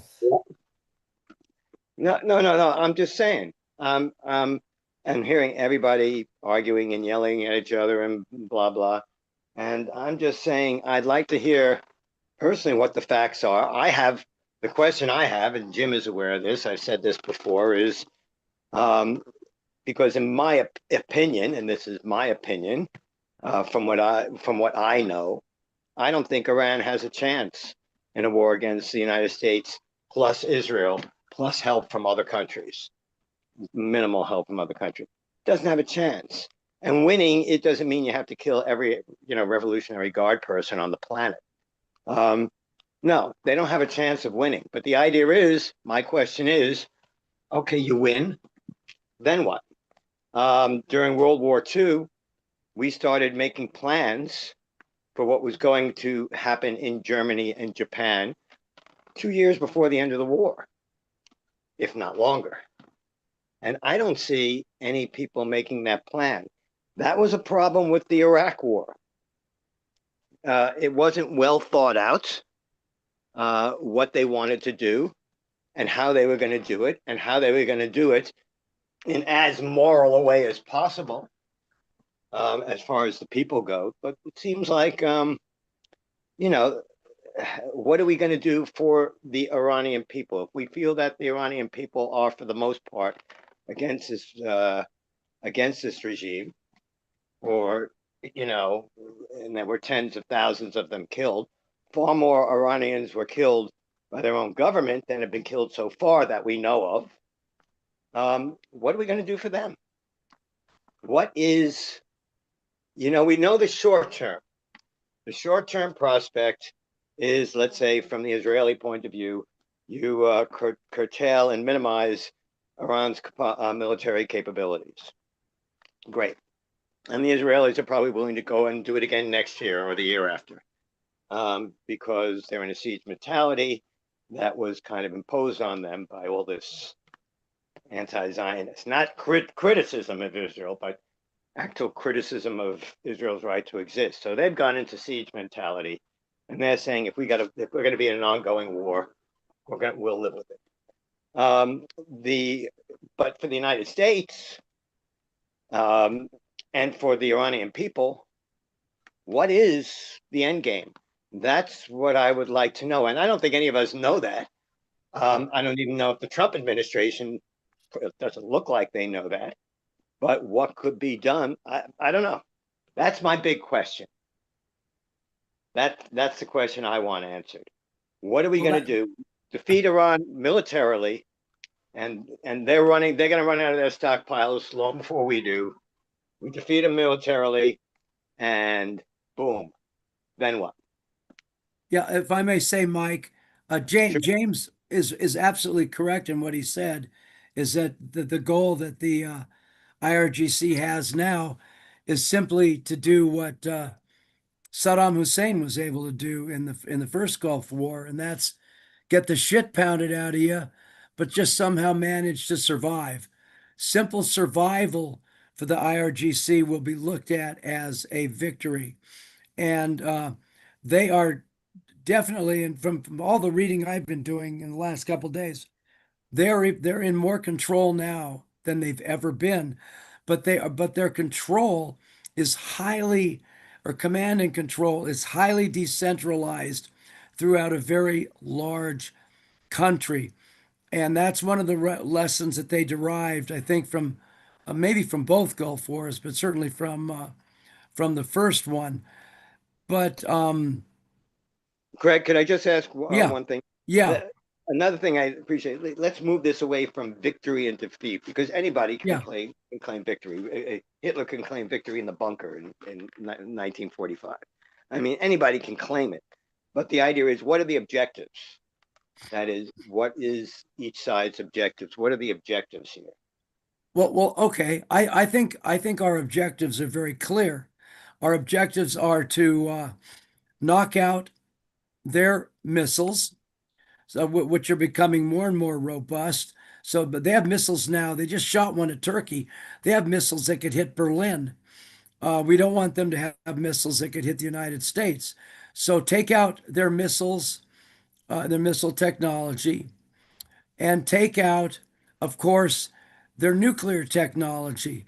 Because the two, if you wed the two together, and if they're able to miniaturize a weapon, which I know is, or at least it used to be, a very difficult thing to do. But if they actually were able to develop nuclear weapons and then miniaturize them to sit on a long range missile, that would be a situation that would could literally change the arc of history, particularly with what they've been saying they want to do with those nuclear missiles the minute they get them. So so so yeah. So I think that as you were saying, the military outcome is absolutely not in doubt. But the political outcome, unlike World War II, it was simple. At Casablanca on the 30th of January, 1943, we said the only thing we will accept is unconditional surrender. So we knew it would surrender with the war would end with the occupation of Germany and the total eradication of the fascist threat. Now, how is it going to end? So that was pretty clear. The situation now is very unclear because, I mean, we're killing people so fast. We've even killed a couple that we said, well, yeah, that person might have been someone with whom we could have worked, but he's dead now. So I don't know if we're going to know who we might be able to work with until the dust settles and we find out who is left alive, and maybe somebody like Pahlavi, the Crown Prince. I don't know how much support he has, but maybe there is someone like him or someone else that the majority of the Iranian people could rally around. But at this point, we just have no idea how any of that is going to turn out. Oh, yes, I want to throw in something, Jim. Excuse Ken, me, can I Mike. just Mike, what about ask one the thing? Abraham Accords? I was just looking at their All right. goal, what they're trying to accomplish. No, Wouldn't so- that be in alignment to get Iran's as a country to function to get into the Abraham Accord and be tolerant of other organizations and countries and religions? Mike, What? you're Are you familiar with the asking me? Abraham Accords, right? Uh, Look, look, actually, my point, Craig made some very, very good and astute points. But my question is, because that seems like a temporary solution, because if you wipe out all of Iran's nuclear and missile capabilities, but leave the regime in place with the intention to build anew, then the solution is temporary. Could be 5, 10 years from now, we're going to have to go back in and do it again. So is there a long term or possibly even permanent solution in the minds of these people? Whether you agree with it or not, is there that type of solution? That's what my question is.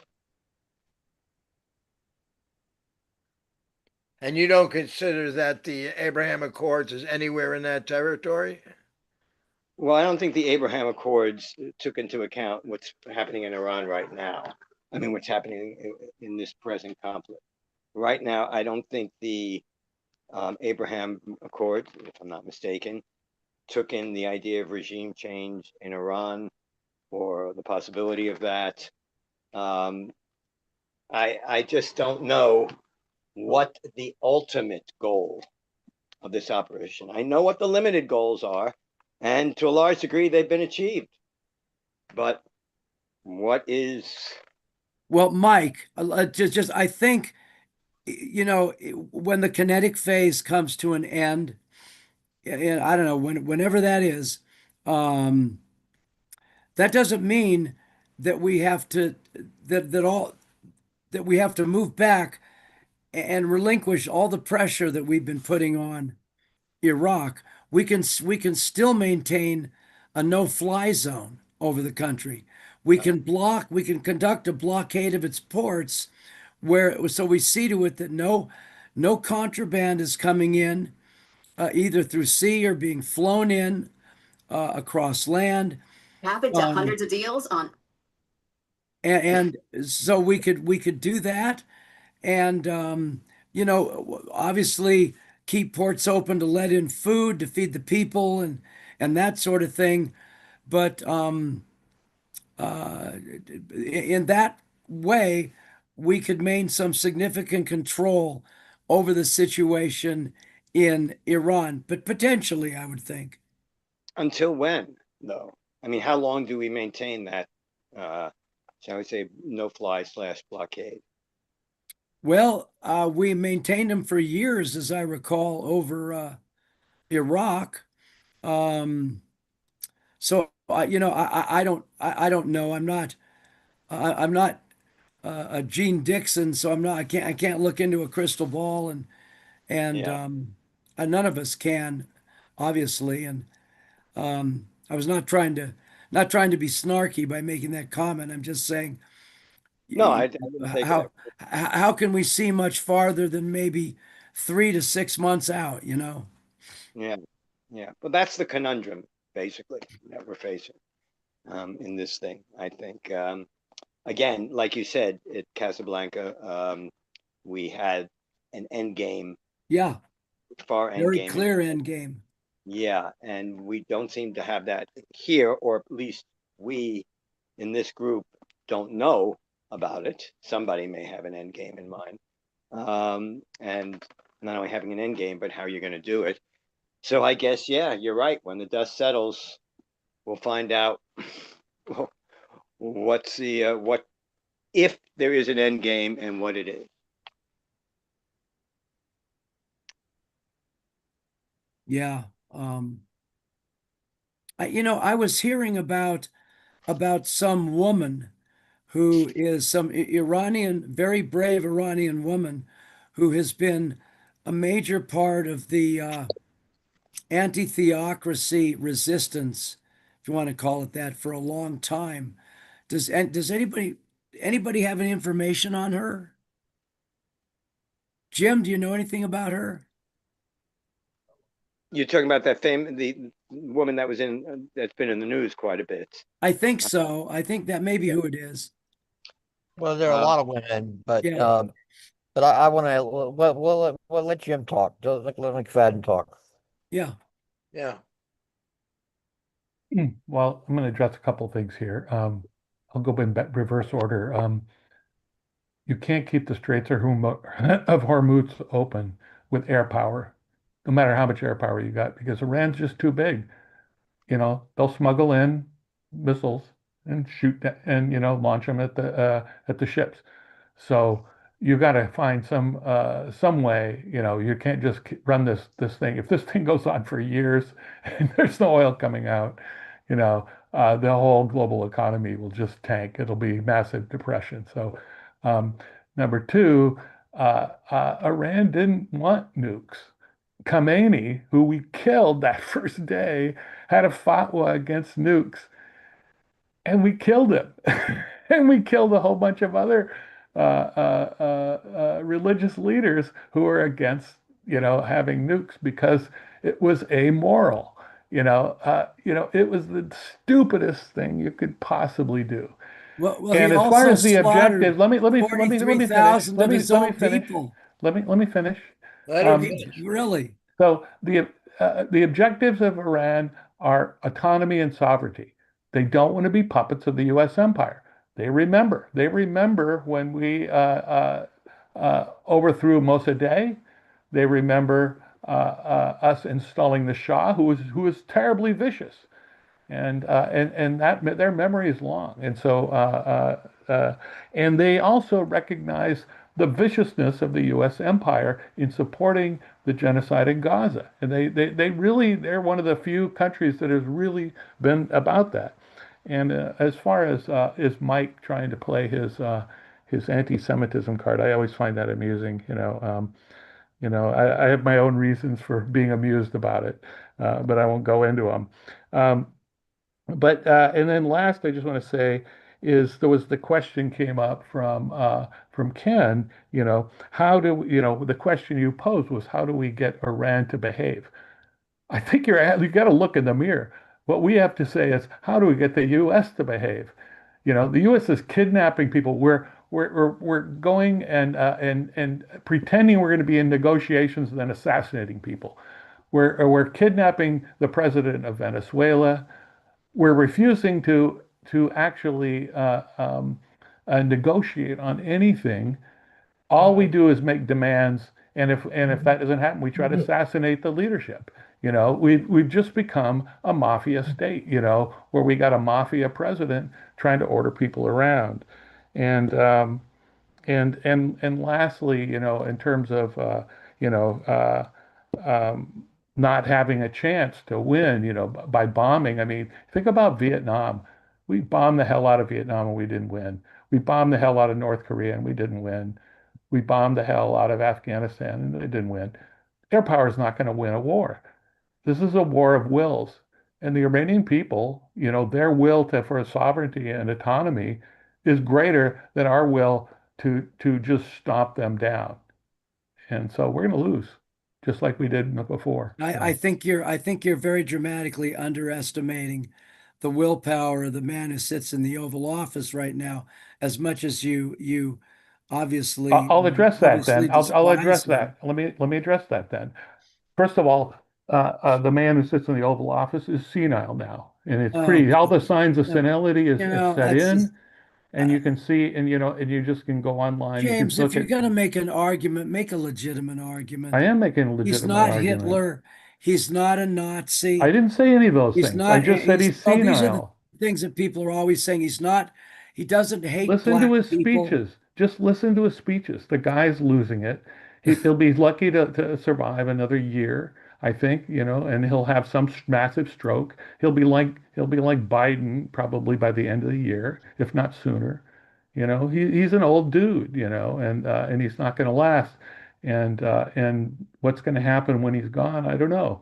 I think it's hard to see any person who's had a cult around him the way he has. And so they won't, I think MAGA will just kind of fold up, because there won't be anybody for the cult to surround themselves with, to wrap themselves in the flag. They're sure not going to do it with the VP. They're not going to do it with Rubio. Who knows what's going to happen. But he'll fade away, as all old people do. And so will the other, nutcases that he surrounds himself with. And then hopefully, we get somebody reasonable in there. Hey, James, let me just ask you one other question, then I'll shut up. You mentioned the Maduro thing. Maduro is clearly an enemy of the United States.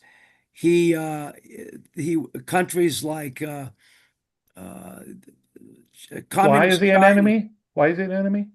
Is an enemy of the United States because he was opening up his jails for one thing and letting in thousands of really bad people into our country in an effort to destabilize it. He's one of the biggest drug dealers in the world, I think primarily with cocaine. And I mean, the situation in our country because of the open border and the drugs coming in. Do you realize over the last 5 to 7 years, we have had, according to what I think are legitimate estimates, we've had as many as 400,000 Americans killed by illegal opiates. We lost 406,000 soldiers in the Second World War. And we know who's behind this. We know the role that China's playing, at least in developing the precursor elements for fentanyl, which then go to Mexico and are put together in many cases. I thought you were talking about Venezuela and Maduro. I am. I'm talking about the whole situation. So it's going from China to Mexico to Venezuela, yeah, then Venezuela to the US? was a part of all that. Venezuela was a part of all of that and trying to destabilize our country by killing as many Americans as they can with their drugs. And, the Coast Guard seized one ship with cocaine, which I think is the primary thing that Maduro was dealing in with. I forget how many pounds of cocaine were on that ship. It had enough cocaine to kill something like 5 or 6 million Americans. That was one ship. So we are also, as I speak, we are conducting anti drug cartel operations in Ecuador, as I understand it. And thank God we're finally doing something to not to make this too personal, but I have a cousin, a former Marine, who died alone in his bed from a fentanyl overdose after his family had left him. And so it's a personal thing, and it had to be stopped, or our country was going to be completely destabilized. Taking out Maduro was a big step in the direction of stopping the flow of drugs into our country, securing our border as we have. It's absolutely shut tight, was another big step in securing our border, because I don't know how much more of this our country could have survived. All right. Oh, I'd like, do you want me to respond? Yeah, sure. Oh, so first of all, I'm sorry about your friend who died of I drug appreciate overdose. that. That's very sad when anybody has a drug problem, and but I would say if you go look at the actual statistics, out of the Drug Enforcement Agency on who's supplying what drugs, Venezuela is not even anywhere near the top on that, and in their role as a center for drugs to justify kidnapping the president of the country is just nonsense.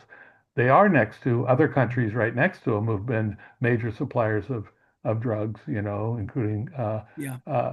Colombia for a long time and Peru. But I think what you want to do is go back and look at the history of this stuff. I mean, the CIA was running drugs. We were running drugs in Mena, Arkansas, to fund the Iran Contra. So, Yeah. the CIA was running the Golden Triangle back in the day to support KMT army, that was Chiang Kai-shek's army. The CIA was running drugs out of on the French Connection. There's just, the CIA and the DEA and elements of the DEA, which are controlled by elements of the CIA because they're infiltrated, have been major sources of drugs into this country. And if you want to go blame Venezuela, I mean, you're really barking up the wrong tree. And if you look at the whole gang problem, which I think is a problem, that started in gangs that were in U.S. prisons, and then we shipped them down there, which brought the gang problem down there. There's all kinds of books written on this, by numerous authors, and it's worth going and reading those. So I'll just stop there. Well, yeah, you make some good points, and I'm aware of some of the things, some of the very naughty things that our CIA has been involved in over the years, and of course I agree with you that that's a problem. All right. Well, first of all, I just want to say, I'm sorry about your cousin, Odine. I have to say that everybody here, I have a feeling, and I certainly, as somebody who grew up in New York, I mean, I can think of any number of friends of mine who OD'd over their use of heroin going back into the Yeah. 60s. And so I think all of us here are familiar with these things. And the issue of drug usage, it's a two-way street. If somebody is addicted to cocaine, because again, I've been around, all of us here have been around people who have had serious drug addiction. I mean, I assume, because all of us are of that age. And it's a two-way street. I mean, Americans, like to sit there and attack Maduro. I mean, again, the war on drugs has been going on since I was a teenager, since we were teenagers, and just expanded, expanded, expanded. It started with Richard Nixon, and it just morphed and morphed and morphed. And again, it's a two-way street because there's demand, supply, demand, supply. I mean, I could get into detail about the prices of cocaine dropping to be cheaper to buy coke in the late 70s in New York City as opposed to marijuana. And that was a deliberate market ploy on the part of the cocaine cartel to get their hooks into selling dry cocaine. And then, of course, freebasing exploded into crack cocaine. So, I mean, look, and I remember all this in the 1970s in detail. So, in terms of the drug issue, I find listening to them talking about their bombing, they want to do this, they want to do that. And then, of course, the other thing they ignore is the fact that the economies in these countries collapsed in certain areas. The reason why we have the whole problem of migration to start with is wider questions of globalization. And again, they don't want to include that. They act like we can set up Festung America and cut ourselves off from the world. So I guess what I'm going to have to do is I'm going to go out and seek out these people who've been doing these serious studies about how the deportation policy actually hurts us economically. And I just want to address some of the things that Michael said earlier about the Abraham Accords. The Abraham Accords were set up to oppose Iran. That's what they were set up to do. Now, Trump announced in October of last year, when they had the quote Gaza peace plan initiative set in motion, that it could be extended to other countries, including Iran. And so again, why now? Why now? I would recommend people to look at that excellent 3-hour documentary that PBS did, Frontline did about Netanyahu, because it talks about how he has been arguing to attack Iran ever since he got into the prime ministership after the death of Yitzhak Rabin. And this has been a constant thread in his foreign policy to attack Iran, attack Iran, attack Iran. Now, this is the wet dream of certain people to actually be doing this in conjunction with us. And the Abraham Accord basically integrated CENTCOM into the IDF. I mean, that's what we're seeing in front of our eyes right now. Now, what's that going to do politically in the long run? How does that handle the issue, which again, people don't like to talk about because, we have all this intense domestic oppression over what occurred several years ago after October 7th, when people reacted to, again, I know how, everybody can go back and forth on October 7th, and all the aftermath of that.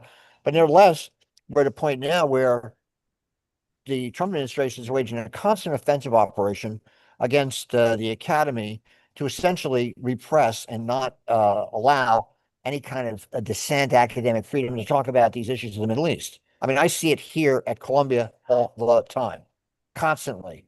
And here we are in the middle of a serious war that is, one could actually see, is integrated into the kind of machinations that those that are crafting Trump's foreign policy are into, such as Gerald Kushner, because remember, he was given the Middle East portfolio in the first Trump administration, and then that's what created the Abraham Accords. And now we're sort of dealing with him and Witkoff running around dealing with Gaza.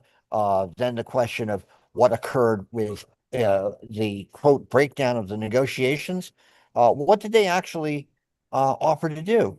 And again, the ballistic missile issue. I mean, this has been something people have been arguing and talking about for years. And so, quote, finally they decided to do something about it. That's what they're saying right now. Well, to do something about it, and again, the regime, look how Trump's backed off on the regime change issue.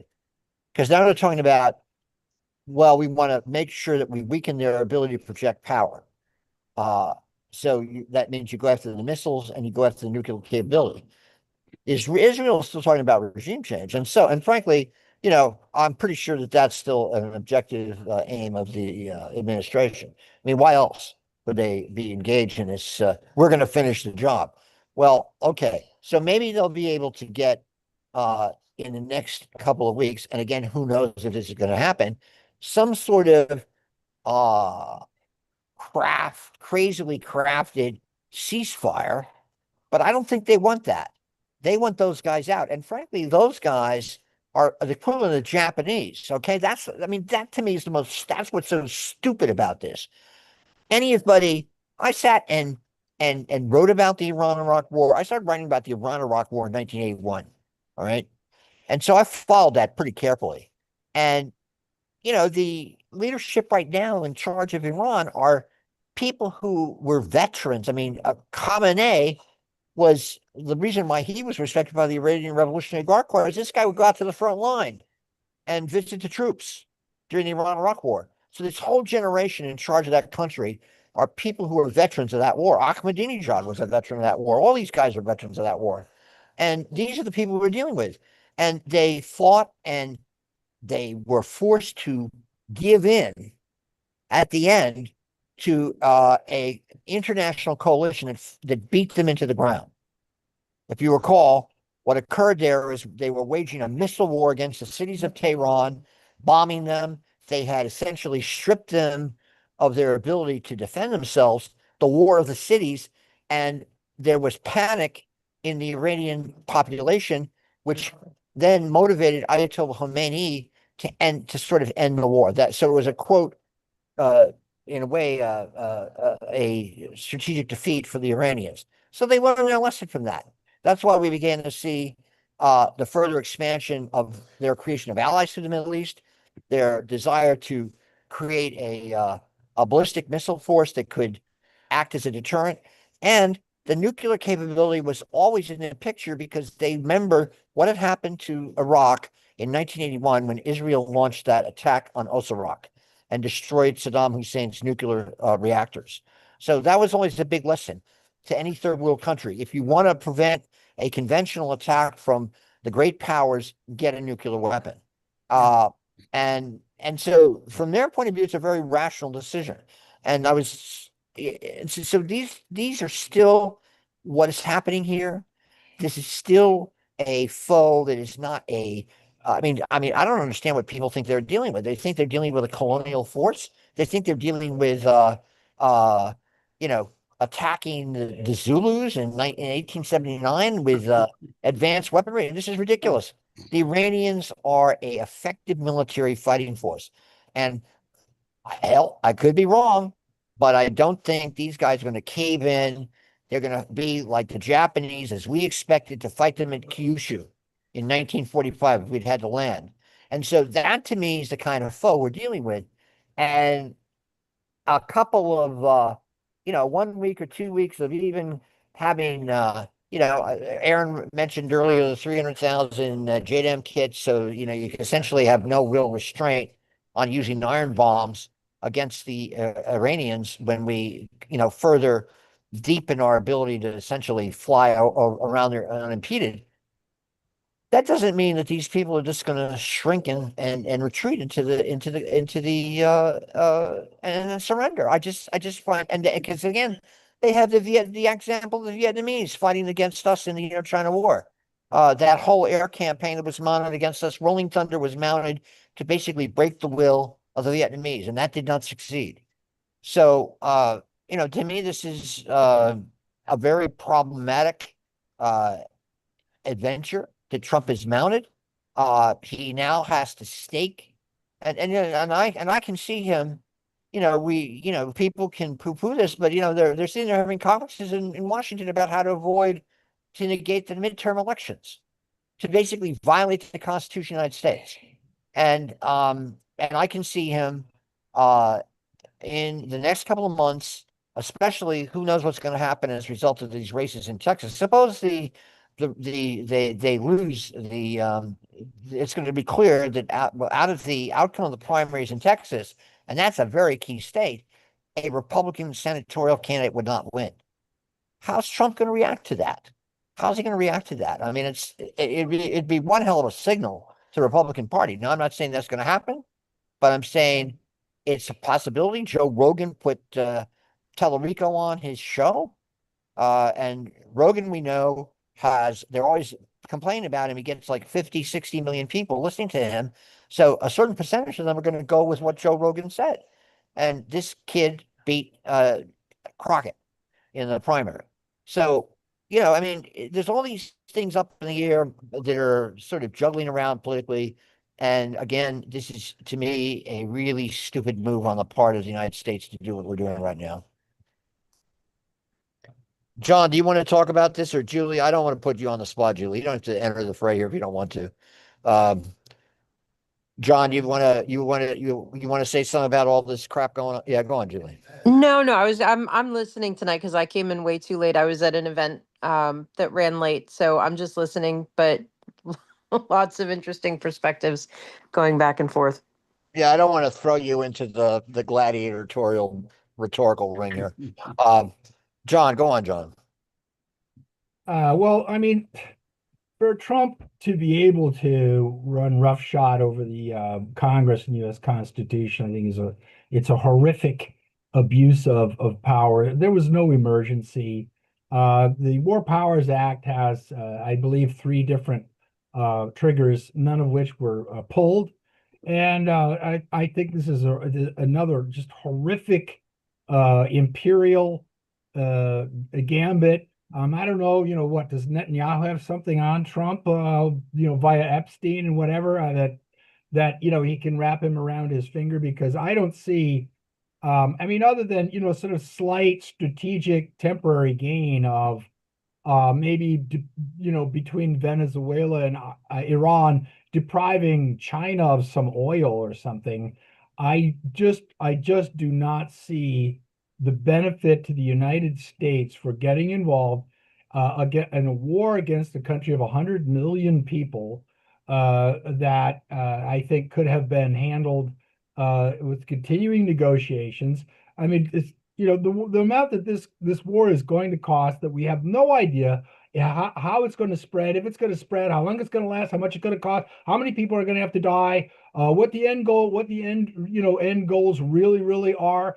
These have not been articulated other than regime change. Well, okay, I get that. But to just go in and wipe out whole bunches of people without any congressional approval, I just think this is just slippage into complete international lawlessness. Might is right, force wins. I think this is a further degradation, and everybody I know, everyone that I know personally, is afraid. They are afraid. Maybe not some of you all, but the people I know are really, really, really worried about what this, the whole attack on our internal human rights with ICE, this threat of Trump calling another fake emergency among the many he's called, and abrogating our midterm elections. I mean, this is insane. This is insane. This society is drifting deeply into fascism, and I think this is a big problem. We're not moving toward more democracy, that is for sure. Anyone wants to argue that? Anyone wants to argue that we're moving more toward democracy? Show me how. Show me how. And the idea that we're going to continually distract ourselves with, this crisis, then that crisis, and this crisis, and it directs you, and we end up, like a dog chasing our tail until we get dizzy and fall down. I just think this is barbaric. I think it's encouraging a slippage into barbarism. Barbarism. Like the Roman Empire. We're really truly, I think, slipping into a deeply fascistic and very disturbing and non-productive a way that I think is probably going to, in the long run, end up costing the United States a lot of its, not just prestige, not this reputation thing, but I mean materially. I mean, control of the money supplies, this the inability of the rest of the world to organize against us. I think that we are helping the rest of the world figure out a way to organize against us at many levels through all of this, all of these, violent and dramatic shenanigans that I don't think are going to obtain much of anything from the United States, but will certainly embolden our enemies and the people who just are fed up to find other ways around us, other currencies, other alliances. And I just think it just seems to go against my entire sense of civilization is just being violated on a day-to-day basis, frankly.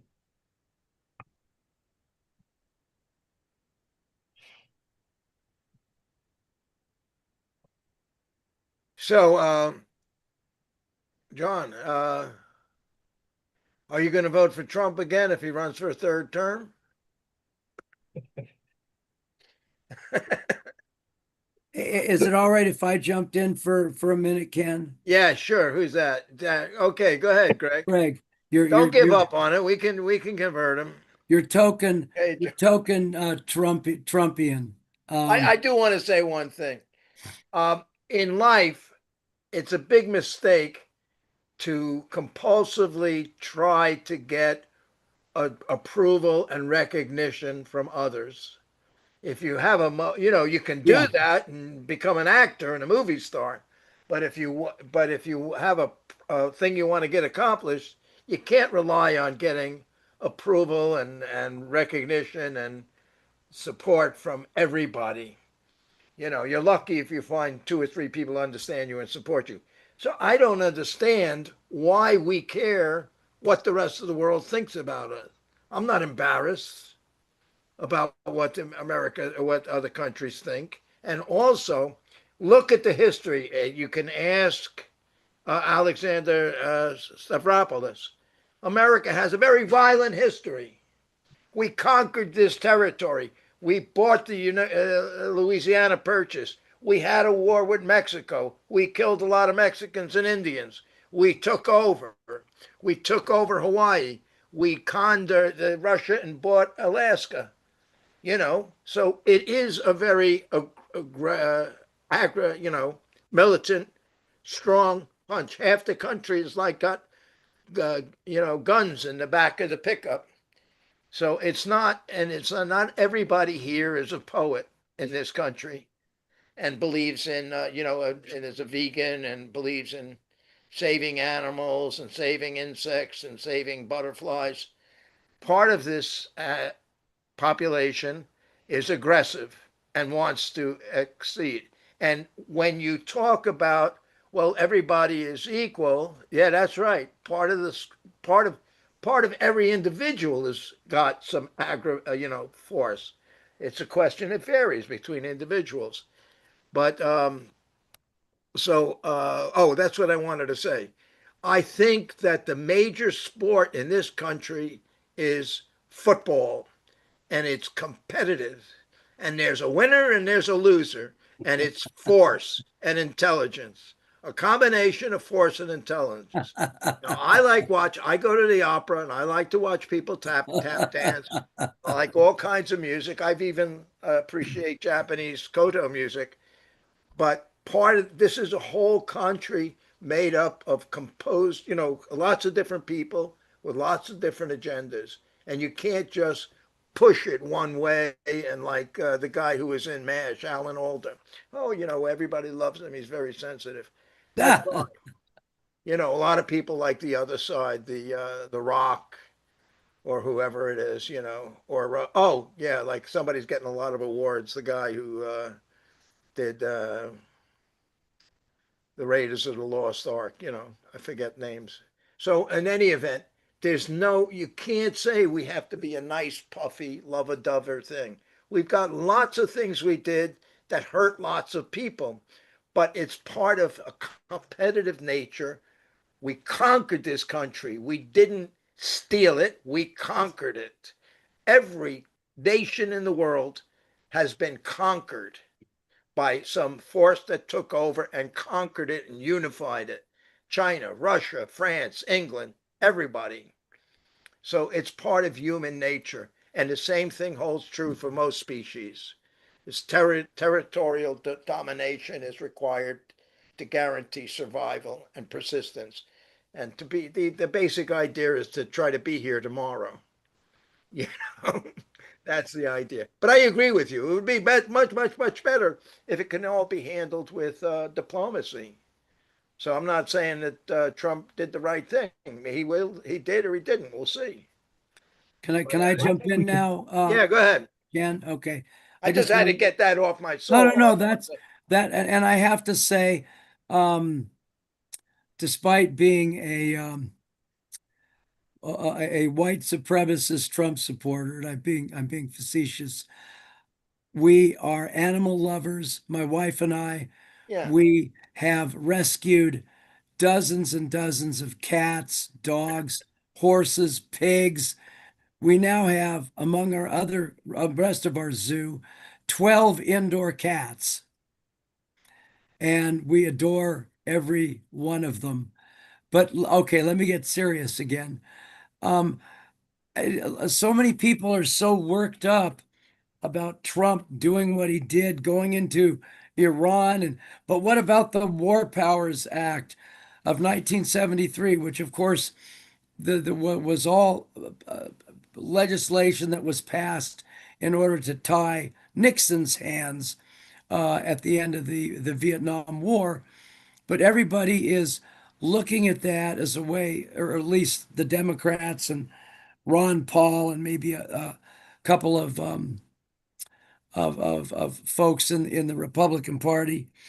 But look, why at the same time, I have to ask folks, do you remember back in 2011 when Obama and Hillary Clinton bombed the shit out of Libya and it went on for 8 months and we bombed it? And Gaddafi, of course, we know he met a horrible end. Kind of reminded me of what happened to Mussolini and his mistress. I wouldn't wish that on anybody, but I have to ask myself, why did we do that? People keep saying about what Trump did. The left always has its talking points. And what have I heard over and over again? War of choice, war of choice, war of choice in Iran. Well, if anything was a war of choice, it was bombing the bejeebers out of Libya, killing Gaddafi, who had been essentially tamed for 20 or 30 years, had not been a problem. He'd given up his nuclear program to George W. Bush, and he was helping to contain the serious terror threat, Al Qaeda and others, that existed in eastern Libya, the section known as, or the part of the country known as Cyrenaica. And when we took him out, you saw what happened. We've all seen the pictures of the beaches and individuals on their hands and knees with their faces covered as Al Qaeda or whoever it was is about to cut their heads off. We left behind a mess, but I didn't see any Democrats saying that Obama and Hillary Clinton didn't have the right to conduct that air campaign against Libya. When I just saw Nancy Pelosi on TV today, a reporter asked her, "Does President Obama have the right to do this based on the war power?" Blah blah blah. Yes, he does. And then she walks off. And then, of course, there was Obama in I believe the following year, 2012, perhaps 2011. He literally dropped something like 26,000 bombs on 7 countries in his two terms. In his 2 terms, he dramatically ramped up the drone attacks on terrorists, around the world, and he killed probably 2,500 of them, roughly, from figures I've seen. But he also killed more than 350 innocent civilians. Now, did I blame Obama for that? I didn't like much of what Obama did, but I supported his policies because I know how these Islamists, how these Muslim terrorists operate. They live with their families. They hide in civilian populations they use civilians as human shields. And then when civilians get killed, they scream and wail to the media, and they get really sympathetic hearings from the BBC and others. But nobody cared. Nobody raised so much as a objection about any of that when Obama did it in his 8 years. But now suddenly we need to invoke the War Powers Act. We need to stop Trump from what he's doing. And I swear, the really the most disheartening thing about it all is you listen to people like Hakeem Jeffries and others, and I have the strong feeling, I get the strong feeling that they actually want us to lose this war. That what matters to them ultimately, to these Democrats, is not the United States of America and her fate. What matters to them primarily is the fate of their political party. It's party über alles.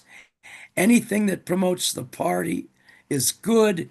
Anything that doesn't is bad. So I guess I covered a little ground there, but I guess my common denominator is everything I've said. What I've said is what unbelievable hypocrisy on the part of the left to be going after Trump for getting rid of an enemy that's been waging war on us for 47 freaking years while staying mum. You didn't hear crickets from them during the any of these other things I mentioned, and particularly what is the closest analog to what we're doing now, and that was Libya in 2011. Not a peep. Thank you. Whoops. Thanks. Very good. Okay. Hey, I think everybody had their piece. Mike, give us some words to close down with. Well, yeah, I'm just going to preface it by saying I think Jim McFadden got the wrong idea. I was not saying that he was being anti-Semitic or whatever, or racist, but he was using a phrase that racist organizations used, white supremacist organizations used in the past. I'm sure, I would hope he's not aware of that and he's not aligned with that, but I don't know what he's thinking. But what I'm hearing, again, a lot of this is, people are saying there's a lot of unwitting, I'm going to couch it by saying unwitting arrogance going on, as if we know what people's intentions are and why they're doing it and why America did this and why Iran did that, etc. We're not inside their heads. And what I'm getting is a lot of this conversation isn't as much about what's going on in the Middle East as it is about ourselves and our own agendas. So I'll leave that thought with you.